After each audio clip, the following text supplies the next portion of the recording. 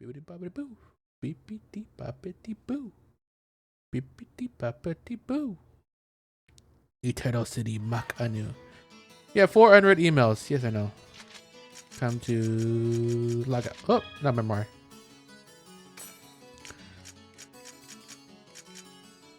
Oh, that's just literally what we've been doing next. So, log out and read your email. Yep.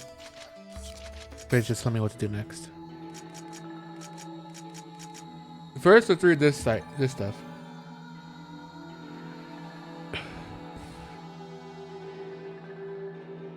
A dazzling twilight dream. All right, this is the world. This is literally everything about the in-game world. Okay, the world is an MMORPG enjoyed by many players worldwide. Okay, I'm not muted this time. Gain fame as a top-class adventurer, become Emperor of the Colosseo, take part in quests and explore the world, or just relax and take in the gorgeous scenery. There is more than one way to enjoy the world and more than one path to take. You too can become a resident of the world and live the life you desire. Hell yeah. Crest and Steam Technology, Chaos Gate. This is a crest device that is key to creating a barrier that stops monsters from invading the town. Each town has at least one Chaos Gate, which you must use to warp into a field or a dungeon. Steam Alchemy. This is an alchemy device created by combining Steam and Crest technology. Just toss any item in, from old equipment to spare items, the device will transform it into a different item. Although the device was first intended to transform scrap iron into gold, the types of items that can be transformed are now restricted by law. As economists worried it would wreak havoc on the economy. Funnel, thank you so much for the follow. Hello. Hopefully you enjoy me reading for the next probably hour. Steam bike. We got bikes. A steam-powered bike invented by humans. It's an extremely expensive item. Riding around on one of these is guaranteed to earn you jealous stares from the people in town. Hold on for 1 second. I forgot to check if my... Okay, yeah. I have to check just in case if my YouTube stream was public. Because I think one time I streamed it wasn't even public. Gondola. A ship. The gondola has historically been used to navigate the canals in Mak Anu. Transportation provided by gondolas used to be essential to everyday life, but with the steady advance in technology, they have mostly lost their original purpose, becoming more of a tourist attraction for Mak Anu. Look at all this lore! We're reading it all. I'm taking every bit of lore and backstory and information of this game, since we're probably not going to get anything .hack ever again. Sad to say. I don't even know what the last thing was. I think I looked it up last time. I think it was like a mobile game that probably lasted like a year or two. History of the world, genesis of grief. Long, long ago, before the earth and the heavens existed, two brothers lived in the world. Able to read each other's hearts without so much as a glance, the two were fully satisfied. The world was two. The two were the world. One day, the elder deity accidentally broke the younger deity's treasured sword. Furious, the younger deity retaliated by slashing the elder deity's treasured spear with his broken sword. The spear was split in half, and the elder deity erupted in anger. And so, glaring at each other, one holding his broken sword, the other his broken spear, they fought. The war waged for 7 days and 7 nights. On the 8th day, the younger deity realized their foolishness and went to the elder deity to request a truce. But the elder deity, still blind with anger, saw this as an opening and thrust his spear. The spear pierced the chest of the younger deity and took his life. The younger deity's final breath became the heavens, and his fallen body became the earth. The fountain of blood erupted high and became the sun. The broken sword shattered and formed the moons and stars in the heavens. Feeling great shame, the elder deity wept. His tears became rain and fell to earth, forming oceans in its deep contours. From eternal tranquility, the world was set into motion. And those are the two deities, right there. New life. The elder deity mourned the loss of the younger deity for many years, but eventually he grew accustomed to his sad, lonely life. Look at that art. Look at that. One day, unable to bear his loneliness any longer, the elder deity removed one of his eyes and created a goddess. The new goddess looked at the elder deity and exclaimed, "Thou art handsome," and with her voice the world was filled with sound. The elder deity and the new goddess gave names to each other. The elder deity received the name of Sol, the god of creation, and the goddess Mulin, the goddess of harvest. Then the elder deity created a land of the dead in the darkest part of the world. He sealed the spirit of the younger deity and gave him the name of Cernunos. Cernunos, the lord of the dead. This was how all things were named and given a purpose. Fishing turtle. Sol gave birth to more gods and goddesses. Mulin gave the new gods names, and Sol gave them purpose. One ruled the sun, and another ruled the oceans. One ruled the weaving thread, and another the stoves. This was how the sun traveled the sky, and the oceans beat against the shores. The loom spit out threads, and the stoves held the fire within. Sol then gave birth to trees, plants, beasts, birds, fishes, and insects. They all spread throughout the world, each finding a place to live. The world was filled with life. Last to be created were the elves. Sol created them in his image, and it was them he loved best. Sol asked all the gods and the creatures to grant the elves their blessings. Each god, goddess, and creature happily gave its blessings to the elves. As a result, the elves were faster, stronger, smarter, and more beautiful than any other creature. And moreover, they could speak the languages of all creatures. However, Cernunos, the lord of the dead, withheld this blessing from the elves. Unaware of darkness, the elves' hearts were ever wrapped in light. Because of it, they had an incredible innocence to them.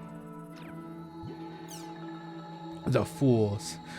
The gods entrusted the earth to the elves and created their own realm in the heavens known as Aerosol Tri, yeah, the city of the dawn. And so the elves ruled the earth and the gods ruled the heavens. The gods built a path connecting earth and the heavens and called it the heavenly path. The heavenly path was used to deliver the light of the heavens and the gods down to earth. Guarded by the light of the sun and the light of the gods, life on earth flourished, and it seemed that peace would last forever. But as time passed, the elves began to believe that their powers equaled those of the gods. They built the aerial fortress Fort Ulf in the sky to enter the realm of the gods, insistently to be treated as deities. Fort Ulf! Oh my god, that's the one of the servers, one of the root towns. Sol was furious, and he took from the elves all that was good in them. The elves became slower, weaker, and uglier than any other creature. Mulin scorned these foolish creatures and named them humans. The despised. There were some who protested the treatment of the elves at the hands of the gods. These were the elves who had not wished to challenge the gods to begin with. They stormed the heavenly path and threw themselves before the gods, crying, "Why must you punish us when it was not we who drew our swords against you?" The gods answered, "That is true, but that is not the only sin." The elves asked again, "What do you mean by that, O gods?" The gods answered back, "Very well then. When your brethren raised their swords against us, where were you and what were you doing?" To that the elves replied, "We were at the altars praying to you, our gods. We prayed that the fools who disobeyed you would receive your divine punishment." Excuse me. The gods retorted, "Were you not merely praying that your own lives be spared?" The elves' face turned red and they could not reply. Suddenly the gods showed their anger. "You are more foolish than the fools who do not know their place, lower even than the humans. From this day on you shall wear a mark showing your supposed innocence and piety." And just as this thundering judgment was made, each of the elves that gathered at the heavenly path began to transform. They grew tails, and their beautiful faces turned into those of beasts. When they saw how they changed, they screamed in shame and disappeared to dark corners of the world. So they became like the beastmen? Or the grunties, I guess. Grunty race. Having lost their wisdom, humans brought war and chaos to the world. Oh no, they're going to learn about the grunty race. They had been reduced to creatures concerned only with domination, so they commenced to make war on all of the races. Sol gazed down in sadness at the ruined earth and decided to use the goodness that he had taken from the elves to create the race of grunties. He dispatched them to return peace to the world. Grunties, look at them. but the gods were afraid that the grunties would suffer the same flaw as the elves and voice objections to Soul's actions. And so, Soul cast a curse upon the grunties and proclaimed, "Listen carefully to me. I have cast a spell on you. It is a curse, and a magic word is its key. If someone, even just one person on this earth, says this word, a terrible calamity will befall every one of you." The grunties besieged him. "Great Lord, then how may we ensure this calamity does not come to pass?" Soul nodded his head and answered, "You must not oppress others. You must not be bitter. You must not be envious. Have a good and pure heart and live your days peacefully." The secret word was told to all gods and all creatures except for humans. The gods were satisfied and the grunties were sent down to earth. Without shedding a drop of blood, the grunties stopped the violence of the humans. Overjoyed, the gods created magical powers and bestowed them upon the grunties. But even with such great power, the grunties did not fall prey to the sin of pride.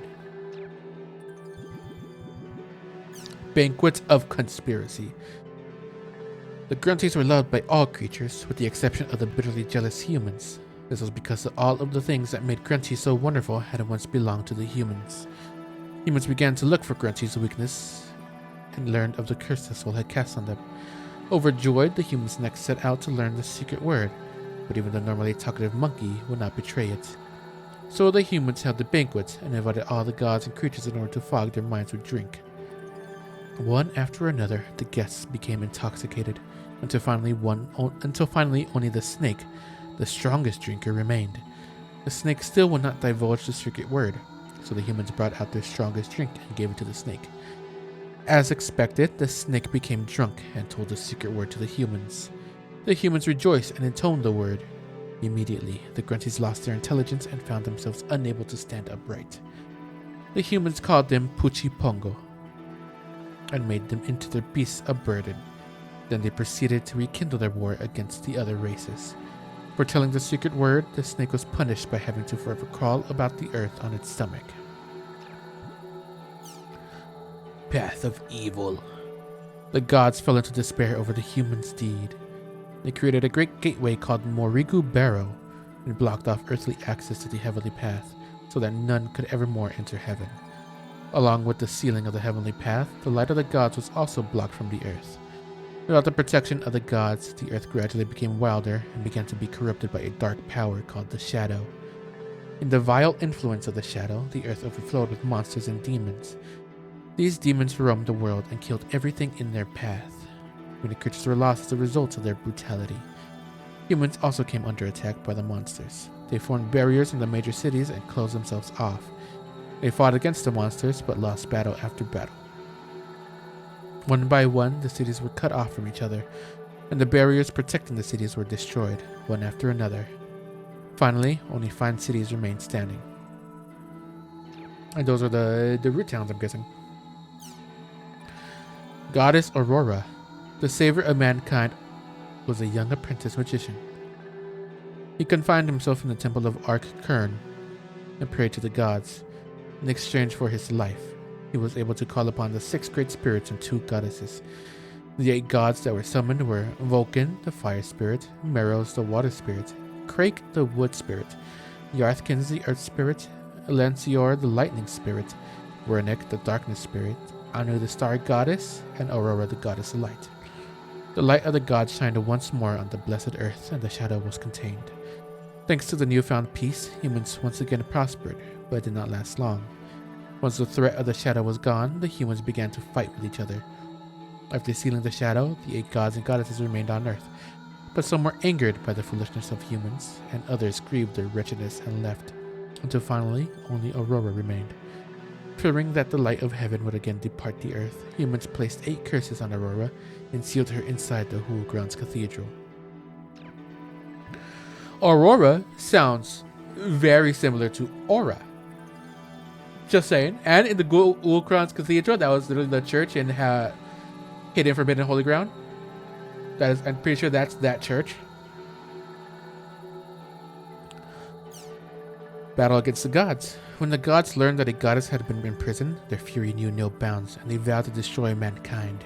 But the humans had no intention of meekly succumbing to extinction, and used their magic power to devise a weapon that they could use to fight against the gods. So began the war between the gods and the humans. The humans were no match for the power of the gods. The aerial city of Fort Oof fell from the sky, and the highland city of Dunlarag was crushed underneath it. The cultural city of Carmina Gadelica was destroyed by the god of lightning, and many lives were lost. As a last resort, the humans took all of Aurora's power, transformed it into magic power, and fired it at the heavens. Heaven was engulfed in flame, and the gods fled or fell burning to die upon the earth. The humans sacrificed much as well. The relic city Leofael, from whence the goddess's power was fired, was reduced to ashes, and many excellent magicians died along with it. And so ended the age of the gods. Leofael was the Omega server in the original .hack that we didn't actually get to fully see. That was replaced by the net slums. Was that maybe a way that in game they're explaining why there was no more Leofael? Is that CC Corp's way of explaining that in game? God's Rebirth. Ooh, like the name of the volume. All the gods in heaven disappeared, but a single god who remained on earth lived. This was the god of law, Folset, who guarded the gate that blocked the heavenly path. Winning the war against the gods, the humans wanted the wisdom and power of the gods for themselves. Storming Morigu Barrow and demanding that Folset invite them into the realm of the gods. But Folset refused to grant them entry. Look at him. At first, the humans pointed their weapons at Folset and demanded he open the gate, but Folset answered thus: "Do whatever you wish. There is no way any of your weapons can harm me." The humans followed his words and tried to attack Folset in any way they could, but they were unable to harm even a single hair on his head. Once they learned that force was hopeless, they tried to convince him to open the gates by seducing him with gifts. After seeing the gifts, Folset said, "Build a mountain of gifts for me if you wish. I'll make a mountain twice that size in an instant." Before Folset was even finished completing his sentence, a mountain of gifts more lavish than the gifts of the humans sprang up before their eyes. After learning that both force and flattery are of no avail, the humans got on their knees and begged pathetically. If a power greater than the shadow should emerge, we would fall into ruin. But if we could regain the wisdom and power that lies beyond this gate, we would be able to protect ourselves and not fight one another. So please, open the gate. Folset laughed and answered them. "Was it not you who took up sword and shield and slew the gods? You should suffer for your sins." Protesting, the humans replied, "So you're saying that we should have simply allowed the gods to drive us all to extinction?" Folset shook his head and answered, "Recall first the sins that you committed. Is it not just that sinners receive judgment?" To this the humans could make no reply. Folset continued to speak. "But all beings have the right to atone for their sins, human. Child of sin, if you want this gate opened, then bring back the lost gods. The gods rise again, born from the dogma of believers. If they are true gods, then I will open this gate, bring back what has been lost, and only then can you be pardoned." And so, the humans argued over the gods' rebirth, and once again made war against each other. World without gods. Without the gods, the world fell into stagnation. With none to command them, the sun stood in place and the tides ceased to ebb and flow. The looms gave forth no thread and the ovens no warmth. Mankind now had to perform all of these functions themselves. Despite these hardships, humans did not cease their wars with each other. Soon they invented different types of magical tools to improve their lives. 10 years after the Great War with the gods, a researcher visited the ruins of Fort Oof. Many had avoided the ruins of Fort Oof, Leofael, Carminica-Delica, and Dunlareg after the Great War in fear and hatred that they were haunted by the spirits of the dead gods and goddesses. This belief was further enhanced by the fact that most who set out to explore the ruins never came back. However, this particular researcher did return, and he brought along with him a creature with the body of a human and the head and tail of an animal. The creature was a beast. Humans and beasts. At first, humans and beasts were friendly with each other, but while the beasts revered nature and old ways, the humans were too innovative. It was the beasts who first discovered the creatures called chimchims. When the beasts saw the light of the gods in the chimchims, they decided to revere them as a legacy of the gods. But the humans captured the chimchims to research them, and after discovering a way to extract energies from them, used them to invent steam machines. The beasts protested this treatment, but the humans would not listen. As the humans' use of steam technology advanced, they abandoned magic as old and obsolete. The beasts continued to revere magic, culture, and rejected steam technology. Humans scoffed at the beasts for being stubborn and small-minded, and the beasts came to despise the humans' foolishness. Eventually, the beasts decided they could not leave the gods' rebirth to the fools and proclaimed that they too would participate in the gods' rebirth. Fools granted their participation. Humans were outraged. They believed that the gods' rebirth was their right. The two sides' antagonism towards each other began to deepen, and finally war broke out. Humans gathered their armies and steam weapons, but found their weapon production was lagging behind. Desperate, they built the great factory of Bragapona, but still they were unable to create the necessary weapons. Beasts were mighty in the ways of magic, but small in numbers. They were unable to marshal a large enough army. Humans were weaker but more numerous. Beasts were stronger but fewer in number, and the war continued to rage on. 3 dogmas. Eventually, both humans and beasts grew tired of the long years of war. However, neither side was able to strike a decisive blow, and none knew a way to stop the cycle of wars and bring the entire gruesome conflict to an end. In this never-ending cycle, a new faction was born, composed of both humans and beasts. The new faction concentrated on pure pursuit of power and incorporated the crest technology derided by humans and the steam technology loved by beasts.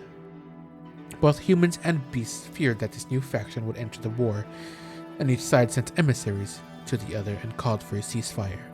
At first, both races were hesitant, but they were forced to accept the sheer toll brought on by the war. And so the war between the two races ended, but the conflict continued. Beasts continued to insist on participating in the gods' rebirth, and the new faction proclaimed their participation as well. Humans chanted for steam technology and innovation. Beasts were for crest technology and tradition, and a new faction for the pure pursuit of power. They began a quiet, colder war. No winner was decided in this war, since no gods were born from any of these forces. The three-way war smoldered, and in time the factions came to be called the following: Arvok, the innovators; Ogmios, the conservatives; Teotites, the pursuers. To this day, the three-way war knows no end, and it quietly drives the world ever closer to its doom. I guess that's where we are in the present of the world story. Player characters. Humans. They are an ancient race said to be the true descendants of the elves. Many humans have a tendency to look down on the beast tribe because of their primitive way of thinking and technology. The animosity between the two races has caused a strife in the past. All humans have very average abilities, parameters, and are able to doing just about anything. They are highly adaptable and able to handle all kinds of obstacles that face them. Look at them. Beasts. Beasts are a race of creatures with the body of a human and the head and tail of an animal. They place a high value on the technology and culture from ancient times and tend to resist innovations. As a result, steam technology has yet to spread in their cities. Oh, look at all them. Beasts are separated into 3 tribes that are differentiated by their appearance and abilities, parameters. Although beasts possess amazing abilities and skills in some areas, they are also extremely vulnerable in others. They pose fierce, united fronts with their tribe to overcome these vulnerabilities. Also, here's the 3 different tribes. The despised. There were some who protested the treatment of the elves at the hands of the gods. These were the elves who had not wished to challenge the gods to begin with. They stormed the heavenly path and threw themselves before the gods, crying, "Why must you punish us when it was not we who drew our swords against you?"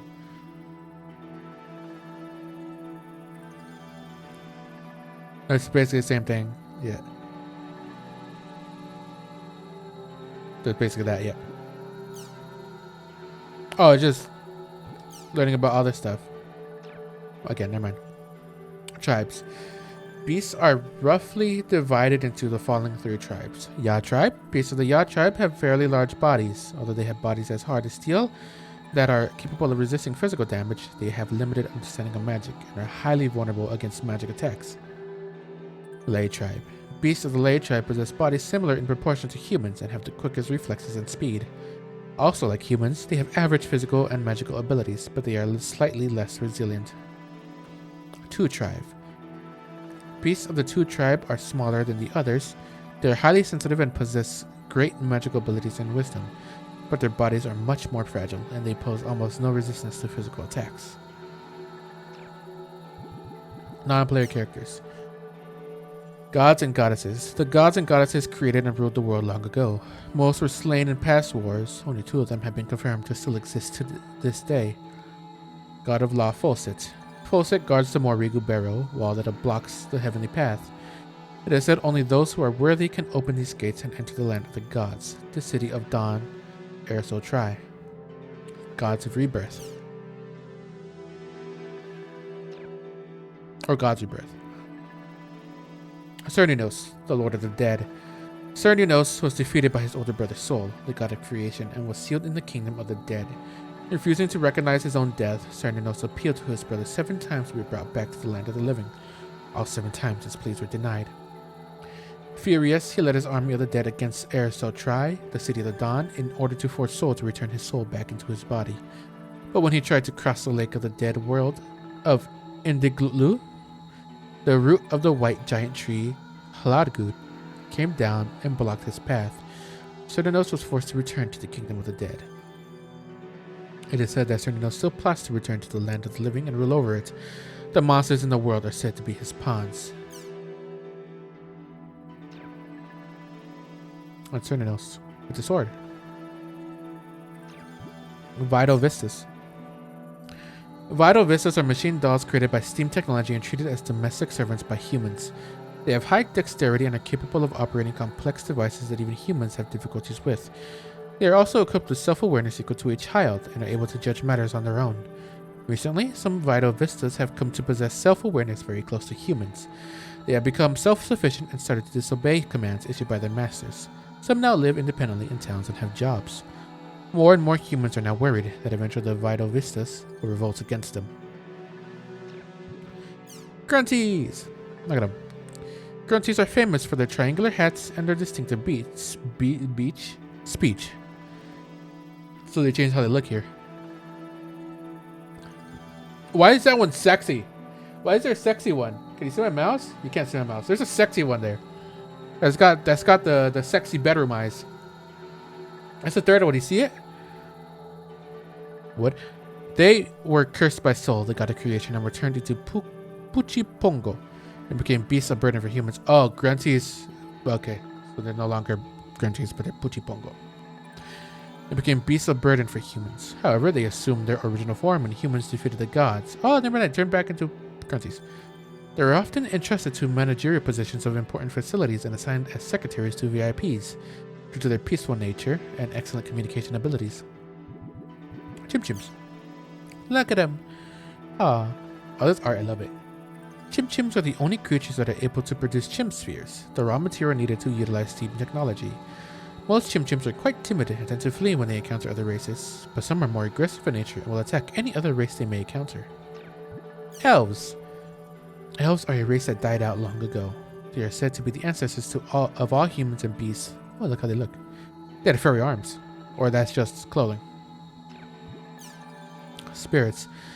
Spirits are tiny sprites that inhabit streams and forests. Magic spells harness their powers.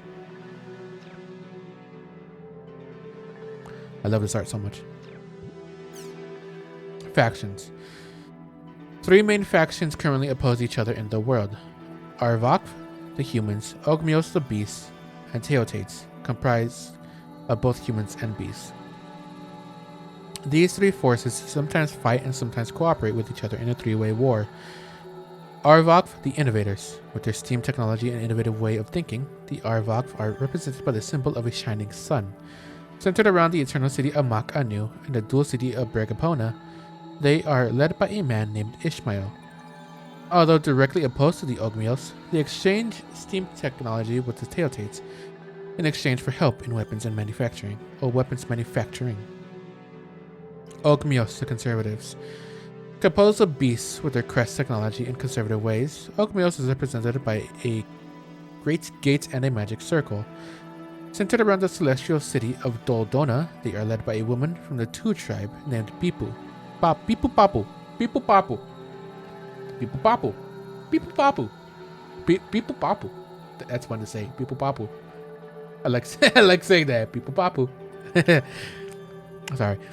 They directly oppose the Arvok, but they exchange crest technology with the Teotates in exchange for manpower. Ooh, she's pretty. Teotates, the pursuers. Teotates are a mixed force of humans and beasts with a pure hunger for power. Their symbol is the roaring lion and staff. Centered around the warring city Illumina cloth, their leader is a young human male named Al-Azif. They receive steam technology by manufacturing weapons for the Arvok and receive crest technology from the Ogmios by providing military support. Can beasts and humans, do the dirty? Are they able to do that? I mean, they're both descended from the elves.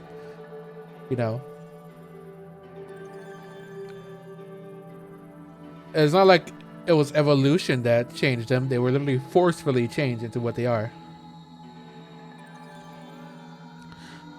Adventurers are a mercenary force formed by the Teotates. Once adventurers join small-scale war bands called guilds and work from within them. In exchange for being allowed to use space in at-home or borrow bikes, adventurers and guilds promise to support Teotates. Also, guilds that contribute greatly to Teotates are given the right to use one of the 3 castles owned by Teotates. Among the adventurers are some who wish to rise to the top of the Teotates and perform the gods' rebirth themselves. Ooh, look at Adventure! That's us! Look at that, it's us! Threats. Monsters that are controlled by the shadow lurk outside the root towns. Most monsters disappeared when the 6 great spirits and 2 goddesses were victorious over the shadow, but they began to increase in strength after the humans destroyed the gods. Ogres. Goblin Rookie. Goblin rookies are goblins that have just been appointed to their duties. They have not received much training and are unable to guard against enemy attacks. With physical abilities much lower than veteran warriors, they are easily defeated. However, they are still warriors and can easily overpower an adventurer by sheer numbers. Gun Giant. Oh my. Gun Giants are monsters with large cannons on their arms. Their blindness allows them to have exceptional hearing. They can detect even the faintest sound from their intended target. Despite their large size, they are agile and can jump up and fire over a wide area. Demons. Angelic Gore. A large demon-type monster. Its face has no eyes, ears, or nose, only a gaping mouth. It swings its large arms to attack its opponents. It is a lower-class demon monster, but the large ring of light on its back hints that perhaps at one time it used to be a divine creature that for some reason was reborn as a demon. Experts are currently investigating this possibility. Sea monsters. Spearfish. Looks like a mosquito.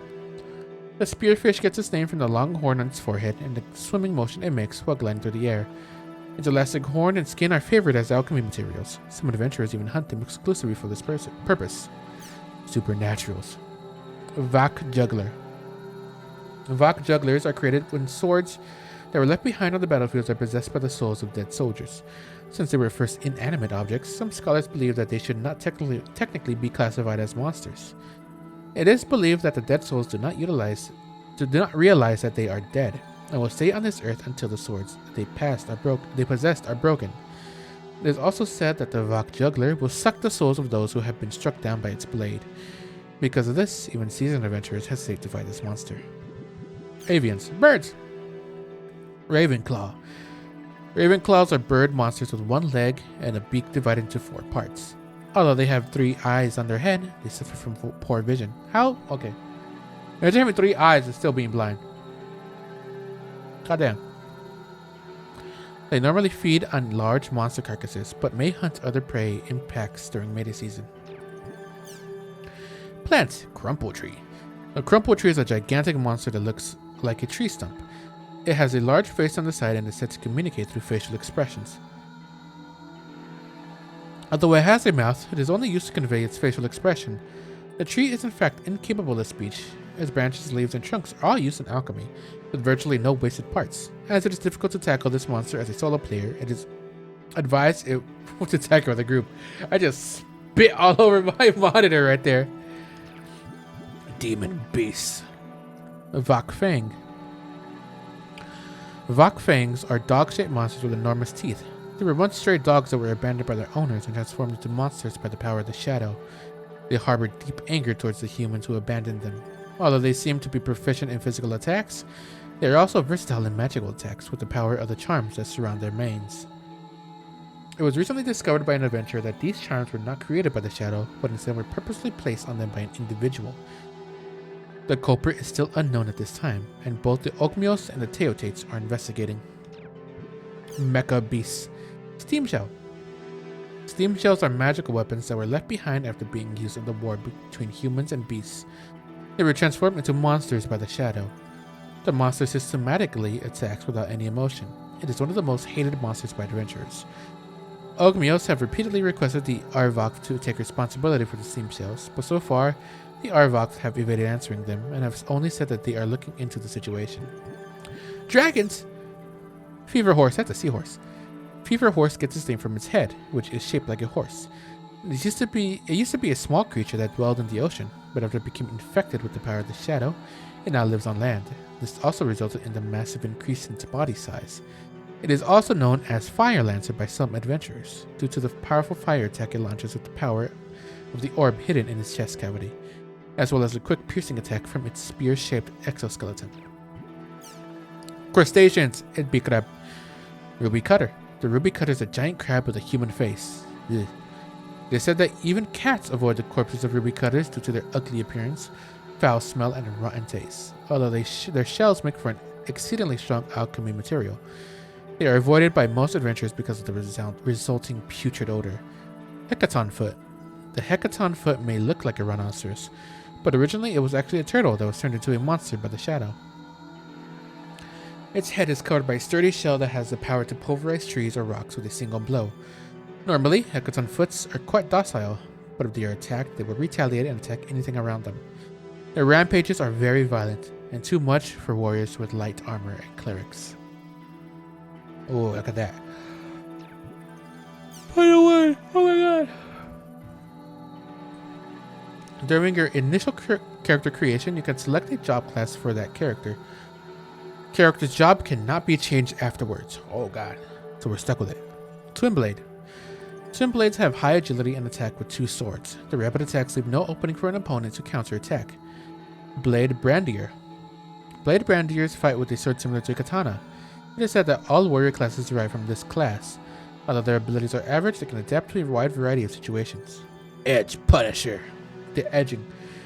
Edge Punishers are a job class that prefer to wield giant swords. A blow from one of these weapons has enormous power. It can slice most enemies in half with a single stroke. Lord Partisan. Lord Partisans wield a giant lance. No other class can match their piercing power. They have high defensive power compared to other classes but are weaker against magic. Tribal Grappler. Tribal Grapplers use their own fists as weapons. They have high agility similar to Twin Blades and possess high HP. However, their low defense value makes it crucial to pay attention in battle.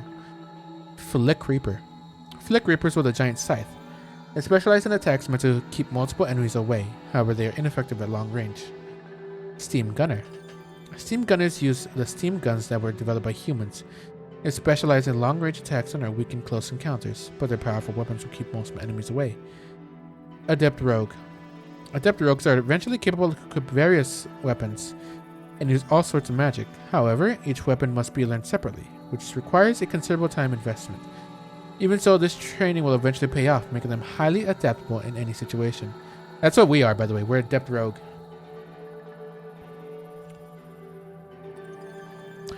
I'm pretty sure. I mean, we saw Haseo using all those weapons, right? Harvest Cleric. Harvest Clerics are experts in healing magic and are allied with the light spirits. They wield a staff in battle in the name of Air, the goddess of tranquility. They can use some attack magic after they reach a certain level, but most concentrate on healing and support magic. Shadow Warlock. Shadow Warlocks are experts in attack magic and are allied with the dark spirits. They also carry a book of spells known as a grimoire to heighten their magic power. Although they can use some healing magic, their repertoire is limited and not very efficient. Macabre Dancer. Macabre Dancers are experts at status and ability magic. Since they are allied with both the light and dark spirits, they are proficient in healing and attack magic. They hold large fans in both hands during battle. Their dancing form is said to enchant those who watch. Well, that's everything about the world itself. Now for the forum. Medic Union. How fare thee, citizens? My name is Governor Tadashi of the Medic Union. I used to be known as the 100-man killer, as well as the 100-man healer. But, it's nothing, pardon me, just my chronic disease. We're role-playing harder here. My guild is here to bring love, bravery, and healing to the world, and our battle is never-ending. However, the power of evil is great. The voices yearning for healing grow louder every day. You there, you passionate fiery ones. Don't you want to do everything you can to smash this awful situation? Well, you're in luck, because I'm searching for warriors just like yourselves. If your heart burns as hot as mine, come and fight by my side, and let us yell together. And let it be known that healing will return to the world. I eagerly await your applications to join. Entry qualifications. As long as you have a fiery passion dancing in your heart, you're qualified to join. Entry procedure. Look at our member list in the next response. Whisper me a color not found on that list, and I'll come meet you myself to give you instructions. Praise you personally. Finally, I will give you a healing changer at home key. And with that, you'll be a member of the Medic Union. Duties. Protect the innocent from attacks of the black-hearted monsters sent from the evil organization Badass. If there are no monsters to be found, heal the people of that area. Say Nyan at the end of all your sentences. You're really gonna make him say that? Since I covered this guild, I don't say Nyan myself. What the heck? How come you can exempt? Our character models are all from the 2 tribe. These 18 names are our current member list. Heal Red Private Seisaku. Heal Blue Private Hideo. Heal Black Private BJ. Heal Thunder Private Osamu. Heal Pink Private Lady of the Lamp. Heal Orange Private Florence. Heal Silver Private Rentaro. Heal Curry Private Ogai, that's not a color. Heal Purple Private Agnes. Heal Carmine Private Talise. Heal Rose Private Amber. Heal Sand Private William G. Heal White Private Genpaku. Heal Cobalt Private Ryotaku. Heal Green Private Doyle. Heal Carbon Private Watson. Heal Crimson Private Felix. Heal Iris Private Jill. Well, there's them. Thread and response. I'm sorry, but this is a question completely unrelated to the world, but what exactly are threads and responses? I see everyone using terms like creating a new thread or side responses, but I'm afraid I have no idea what they mean. I'm a total beginner at computers. I've only had mine for 2 weeks, so if anyone could explain these to me without too much jargon, I'll be really grateful. Threads are, well, this is the thread right here. It's used to refer to a string of posts in a forum that talk about a particular subject. For example, someone posts a question in a forum, someone posts a response to that question, someone else posts another response. This is how threads get built around a certain subject, with people writing response after response. Creating a new thread refers to the act of one, which is to start a new topic of discussion. A response is just that, a response to a certain subject in a thread. Side responses are when one person posts a response in the middle of a conversation two other people are having through responses. Did that help? Okay, so basically starting from my first post asking about threads and responses and continuing all the way down to this post is a thread, right? And the things you wrote to help me are called responses, right? Is that correct? Sure is. Good job on picking it up so quickly. It's all thanks to you. Thank you so much. Wow, we're learning. So friendly. Elementals. Hello there. I just started playing recently. That said, I have a question right off the bat. Normal RPGs always have elements like fire and water, right? Does the world have things like that too? I'd appreciate someone filling me in. It sure does. There are 6 elements altogether. Fire, water, wind, earth, light, and dark. But the current version doesn't have light and dark implemented, so right now it's pretty much just the other 4. Actually, there are 9 elements in total. Fire, water, earth. Fire, water, wind, earth, light, dark, neutral, physical, and magical. Among these, fire and water, wind and earth, and light and dark are connected as opposing elements. Opposing elements that are elements that cancel each other out, and each element's opposite element is also its weak point. EX fire monsters are weak against water, and water monsters are weak against fire. Neutral is just that, an element that doesn't belong to any of the other 6. Physical refers to regular attacks and arts attacks performed with the X button. Magical, on the other hand, refers to all spell attacks. Anyway, that's a rough explanation. Hope it helps. SS Mulin.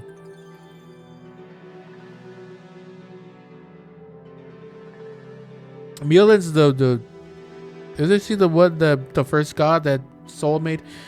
Thanks a lot. If I have more questions, I'll be sure to ask. Yay! A monster that runs away.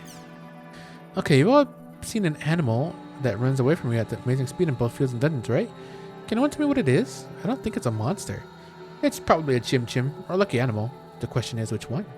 What's that animal look like? Kind of like a horse, or maybe a bird, or maybe an anteater. It looks like a bunch of things. It's a lucky animal.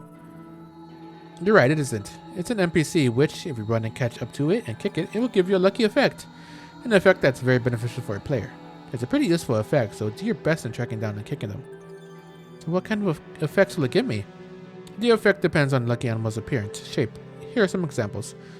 Moon Rabbit gives XP to all party members. Ganesha raises your max HP and SP to 1.5 times your normal max for a limited time. Baku gives you lots of consumable items. Nue summons a King Chim Chim. There are lots of other effects besides these. Try searching for them in different areas and giving them a shot. Got it. Thanks a lot. The Big Chim Chim. Nice to meet you all. I'm Den Dekaden. The other day, I broke a barrel in a dungeon and a strange Chim Chim came out of it. Then the Chim Chim attacked me. I was surprised it inadvertently ran away, but what on earth was it? Could someone please tell me? I'd appreciate it. It came out of a barrel, right? In that case, it's probably a King Chim Chim. King Chim Chims are a special kind of Chim Chim. However, it's not a monster. Normal Chim Chims will drop Chim Spheres and run away if you kick them. But King Chim Chims will get mad and counterattack you if you try to kick them. King Chim Chim's main attack is a mid-air breath attack. There will be a faint shadow underneath where the King Chim Chim will land, so try to maneuver yourself behind the landing spot so as not to get crushed. Then kick him several times upon his landing. Once you defeat a King Chim Chim, you'll receive a large number of Chim Spheres. Good luck. Okay, so they're called King Chim Chims. Never would have thought there was any kind of Chim Chim around that attacked players, so it was quite a surprise. Ptolemy, thank you for the information. Next time I see a King Chim Chim, I'll try my best to take it down. The dark guy PK'd me. While we were walking along an area, we were PK'd by a guy dressed in all black. At first we thought it was just someone being annoying and changed our area, but then he followed us to the new location. I guess it was one of those new stalker PKers. At any rate, he kept following us everywhere. When I asked him why he PK'd, he wouldn't even answer me. Man, that guy was creepy. We tried to fight back once, but we were no match for him, and our whole group was wiped out. It was heartbreaking. That must have been rough for you. I've been PK'd before too, so I know what it's like. It really sucks. I won't say all PKing is bad, but pointless stalker PKing shouldn't be allowed. It's against the law to stalk people in real life, so why should it be any different online? I'm hoping the law changes to prevent such cases. Please don't let it get you down, June Pride. Don't let the PKers win by giving up the world. What was up with that? The guy just followed you all around without saying a word? What a jerk. I wonder what's going on with the world lately. With all these bugs and stalker PKers, it's getting to be too much. And for that matter, don't go crying just because he got hurt. What kind of guy was it? If you want, I'll track him down myself and set him straight. Beatrice, Stella, thank you both. I'll do my best. You're right, I won't back down from a stalker. I think it was a partisan with the same design as me. His entire body was giving off a black effect of some sort, so I think he must have had some kind of rare item or ability. His name was... I'm sorry, I forgot. Don't be ridiculous, he was really strong. Oh, that must have been rough. By any chance, was that PKer named Doppelganger? Oh, you're right, that was it. But how did you know? Is he a famous PKer or something? Well, I mean, it's a monster. What do you mean? Well, there's a monster like that out there. It's a monster that takes on the exact appearance of a player. It normally doesn't do much except wander around, but when it spots a player, it'll attack without notice. It's said to have a much higher level than the player it's attacking, so theoretically no one can beat them, even though there is an HP cap. The reason it felt like it was following you everywhere is because they're in every field, but for some reason they never show up in dungeons. I wonder why. If you ever see one, well, the best thing to do is to run away without being spotted. No way, so it wasn't a PKer, it was a monster? Huh, I'm so embarrassed. I'm sorry for the misunderstanding. No, there's no need for that. Everyone has things they don't know. Oh yeah, if you ever end up fighting a doppelganger again, just use a smoke screen to run away immediately. That way, you should be able to avoid having your whole party wiped out. Good luck with your adventures. So we should be on the lookout for doppelgangers, apparently. I wonder if you can actually kill it, though. Playing in a group. Hi there, I'm Black Cat. Black Cat in love, I guess. This is my first post, and I'm kind of nervous. I have a question of sorts. The other day, I ended up becoming the leader for a group, but it was my first time, so I didn't quite know what to do. I'm afraid I made things unpleasant for the other party members. Actually, it told me to my face how much I sucked. What are some things that I should do to better lead a party. I eagerly await your instructions. The main thing to keep in mind when leading a party is to have a good strategy before setting out. Decide who will play what role within the party, make sure everyone knows who will attack, who will heal, etc. Make a well-balanced party. As much as possible, try to create a party that is well-balanced in both offense and defense. The ideal is 2 swordsmen and 1 cleric. Choose an area appropriate for your party. The odds will only be against you if you try to go to an area with monster levels that are over your head. A straightforward approach to an area with a level that fits your party will do much more to raise your XP and fill your inventory. Double check your expendable items. Make sure you know beforehand who has how many HP and SP recovery items, as well as resurrection items. If there's someone with no items, be prepared to share some of your own when necessary. That's all I can think of. I think your actions during battles are also important. For example, giving clear orders that fit the immediate battle situation and making sure to pull out Rengekis when the chance presents itself. Have a good grasp of when to use Awakening. Have a good grasp of when to use Awakening. I also think that a leader needs to be brave or be decisive enough to run away from a battle when needed. Me time. I guess double checking items and area settings is the leader's job. I left it up for someone else to do that the last time I became leader. Next chance I get, I hope to be able to handle these things effectively. Thank you for your help. Harley, I'm sorry, could you be more specific? It really helped me out if you provided some specific examples of what you mean. Sorry to be so selfish after you went out of your way to teach me. Okay, here are some examples. Giving clear orders that fit the battle. There are times during battles when your pre-arranged plans have no effect. When this happens, the leader is expected to have the ability to form a new strategy that meets the needs of the battle on the spot. To be more specific, not much damage is being dealt to an enemy. Have everybody attack all at once or conserve SP and make it into an endurance fight. Recovery can't keep up with the damage received. Have more people help with the healing or use a smoke screen and retreat. Make sure to pull off Rengekis given the chance. To ensure you can use Rengekis when necessary, don't go crazy on your skill trigger. If you use the skill trigger too much, there'll be times when you have a chance for a chain attack. But you can't use the skill trigger, so you miss your chance. To prevent this, you need to limit the times to use the skill trigger. For example, in my case, I only use the skill trigger during the following: as soon as the battle starts, when the enemy targets a party member with little HP, when the enemy tries to use a skill. Have a good grasp of when to use Awakening. This is basically the same as the skill trigger. Awakening is a powerful method of attacking, but if you use it too early, you just wasted it and it doesn't have that big an effect. For example, use it when fighting a strong boss level enemy. Use it when your companions are in trouble. Use it to defeat an enemy wielding status ailments such as sleep, etc. How's that? Did that help? Oh yes, definitely. Thank you for all your help. Next time I become a leader, I will do whatever I can so that my party members will approve of me. Yay, learning. Soloing. Hi there everyone, my name's Tricycle Cop. Tricycle Cop. It is not Officer Tricycle, don't get them mixed up. Here is my question. I would like to try this soloing thing. Basically, I want to be a so-called hardcore player. Any tips that will help me do this will be much appreciated. Thank you very much. Personally, I don't care much for the idea of solo play in an online game, but oh well, here's are the basics of solo play. Conserve items. Even if you're a cleric, it is essential to conserve items that will restore your HP and SP. It's also not a bad idea to bring along attacking items, or attack items that will be useful for the area you're planning on visiting. Make sure you have an escape plan. Always have some smoke screens or return feathers on you. Know the shortest path back to the platform from where you are in case you run out of items. Research the area you plan on visiting. Check if there are any enemies that have status ailment causing skills in the area you're going to. When playing solo, contracting a status ailment is a quick path to disaster, so it might be better to avoid areas with enemies like that. There's not much, but hopefully this will help for now. Sir Harley, I truly appreciate your guidance. I have a question about your third point. How precisely should one go about investigating what kind of monsters are in an area? Or why not try making an area, transporting there, then immediately transporting back to town? What exactly do you mean? Make an area and transport there. Confirm the enemies that reside there at a distance where they won't spot you, as well as how the map is configured, as well as its size. After checking on them, go back to town. Repeat this to look for an area that's appropriate for you. But be careful. When you're close enough to an enemy to see their name, it also means you're close enough for them to spot you. I'll write down the points you need to keep in mind when fighting solo battles. I hope they'll help you. Use guard and charge attacks well. When you think an enemy is about to attack, guard before attacking. If you become surrounded, run away to a safer spot. Knock back enemies that follow with a charge attack and try to fight them one-on-one.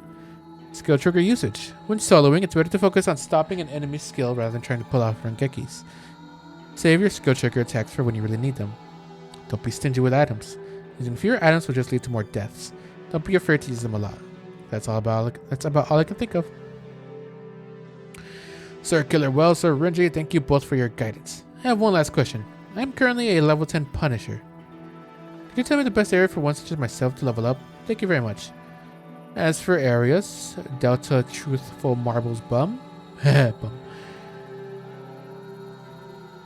And Delta Upfront Blazing Camellia are pretty good. The first word should be right for you, and the second set should be good for a good challenge. With that level, you should have a good selection with the following words. First part is Sacred Warm Croaking, second part Corin's Black, third part Purebred Ocean Blue Cloud Cassiopeia. Go on and try out lots of combinations. Combining new words is yet another way to learn. You too. I am indebted, truly indebted. I will do the best I can. Good luck. Damn, look at all the stuff I learned. Monsters Field of Vision. I have a question about monsters' viability. Whenever I try to ambush a monster, I always end up getting spotted, and because I am an adept rogue, I rarely get invited to parties. It'll only get worse if they find out that I can't even ambush a monster. I'm not even that good at action games or real-time stuff in the first place, so I'm really in a fix. Could someone please tell me how to ambush right? Any help would do. Thank you. For most monsters, their blind spot is behind their backs. If you just approach them from behind, it won't matter if you're walking or running. It won't spot you. But even when I approach monsters from behind, there are still times when they get an exclamation point above their heads. I really don't get it, and then before I know it, I'm in a battle. Am I the only one that has this problem? Yep, I know just what you're talking about. I think that happens because the monsters have turned around or something and spotted you. So don't worry about it, everyone makes mistakes, especially when they're just starting out. Episode summed up the theory quite well, but if you're not naturally good at action or games, it can be really hard to know what to do. So at those times, it's best to learn firsthand. Make an area where there's no way you can die, like level 1 or something, and start monster watching. While you're watching the monsters, you should notice that their behavior follows certain rules and patterns. Things like they walk for a bit, stop, look in different directions, etc. Once you got their movements down, it's time to start practicing your approach. Run up to them quickly when they're facing away from you. If you keep practicing this, it'll become like second nature in no time. Good luck. Another reason why that happens is maybe you didn't know that field of vision differ between monsters. That might also be part of your problem. Applestar, you help me see the light. Whenever the exclamation point shows up, I always panic and lose track of what's happening. It's a relief to finally understand why that happened. Raw Tuffle. Reggie, oh yeah, you're right. That's a great way to keep me from panicking when I'm learning. Thanks for the support. I do my best. Each monster has a different field of vision? Man, I didn't know that.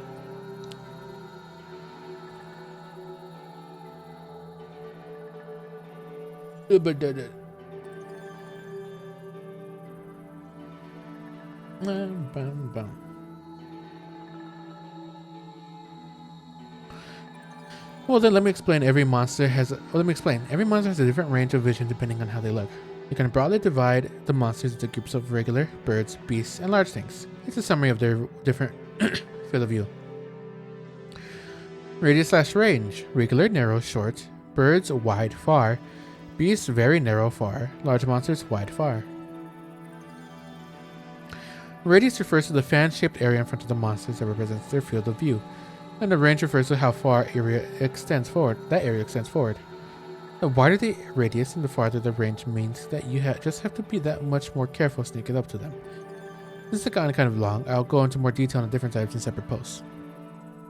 Okay, here we go. First we got regular types. Regular monsters don't have a wide radius and they can't see very far. When sneaking up on them, just run up from behind. If you have to sneak up on them from the side, well, just be careful. The most common regular is the goblin. After that it's lizards and the beezels. Next we have bird monsters. Bird monsters are always flying around, which means they have a wide radius, and when looking down, that's why you have to sneak up on birds from directly behind them. If you try to sneak up from the side, you'll be spotted easily. These guys make it really hard to score an ambush. They're easily the most frustrating monster around. The most common bird monster is the Ravenclaw. After that, it's Fever Horse and Scavenger. Next up are beast monsters. Beast monsters have a very narrow radius, but they can see pretty far ahead as long as it's directly in front of them. In other words, as long as you don't approach them from the front, there's practically no danger of being spotted by them. You can approach them right from the side and they'll never notice you. And even if you sneak up on them from behind, they won't spot you even if they turn around. The most common beast monsters are fangs. After that are probably kettles and carries. Lastly, large monsters. Like bird monsters, large monsters also look down from above and search for players. Their field of view is roughly the same as bird monsters, though there are some large monsters who have less range than bird monsters. But unlike bird monsters, large monsters are really slow. If you're fast enough, you can even successfully run away even after they've spotted you. The way to approach them is basically the same as bird monsters, but you can probably approach large monsters as aggressively as you want. The most common large monster is the steam shell. After that are the crumpled tree and the hecaton foot. That was really informative. Thanks a ton for summing that all up for me. Though I don't know if I can keep track of all this info. Don't worry, you'll learn these naturally the more you play. That's how it worked for me. Before I knew it, I realized I already knew a lot of these. Rather than getting caught up in the text of all this information, just go out there and have fun. Can't go to an area. Oh no, do we got gates again? As the topic says, I can't go to areas I want to. I try going to areas lots of times, but I keep getting the same pitifully weak enemies. I'm a level 3 blade brand here. Please help, thanks. New? You mean that you don't know how to use chaos gates? Do you understand what parameters are? Not a clue. My friend told me a lot when I first logged in, but I had no idea what he was talking about. Would you mind telling me? Just leave it to me, lol. When you open a chaos gate, you get a lot of difficult parameters, right? But there are only two really important ones. Area level and treasure level. Just remember these two and you'll be set. Shouldn't have any problems. There's a lot more stuff you can do with these, but that's just for advanced players. You'll be fine without them, so don't worry.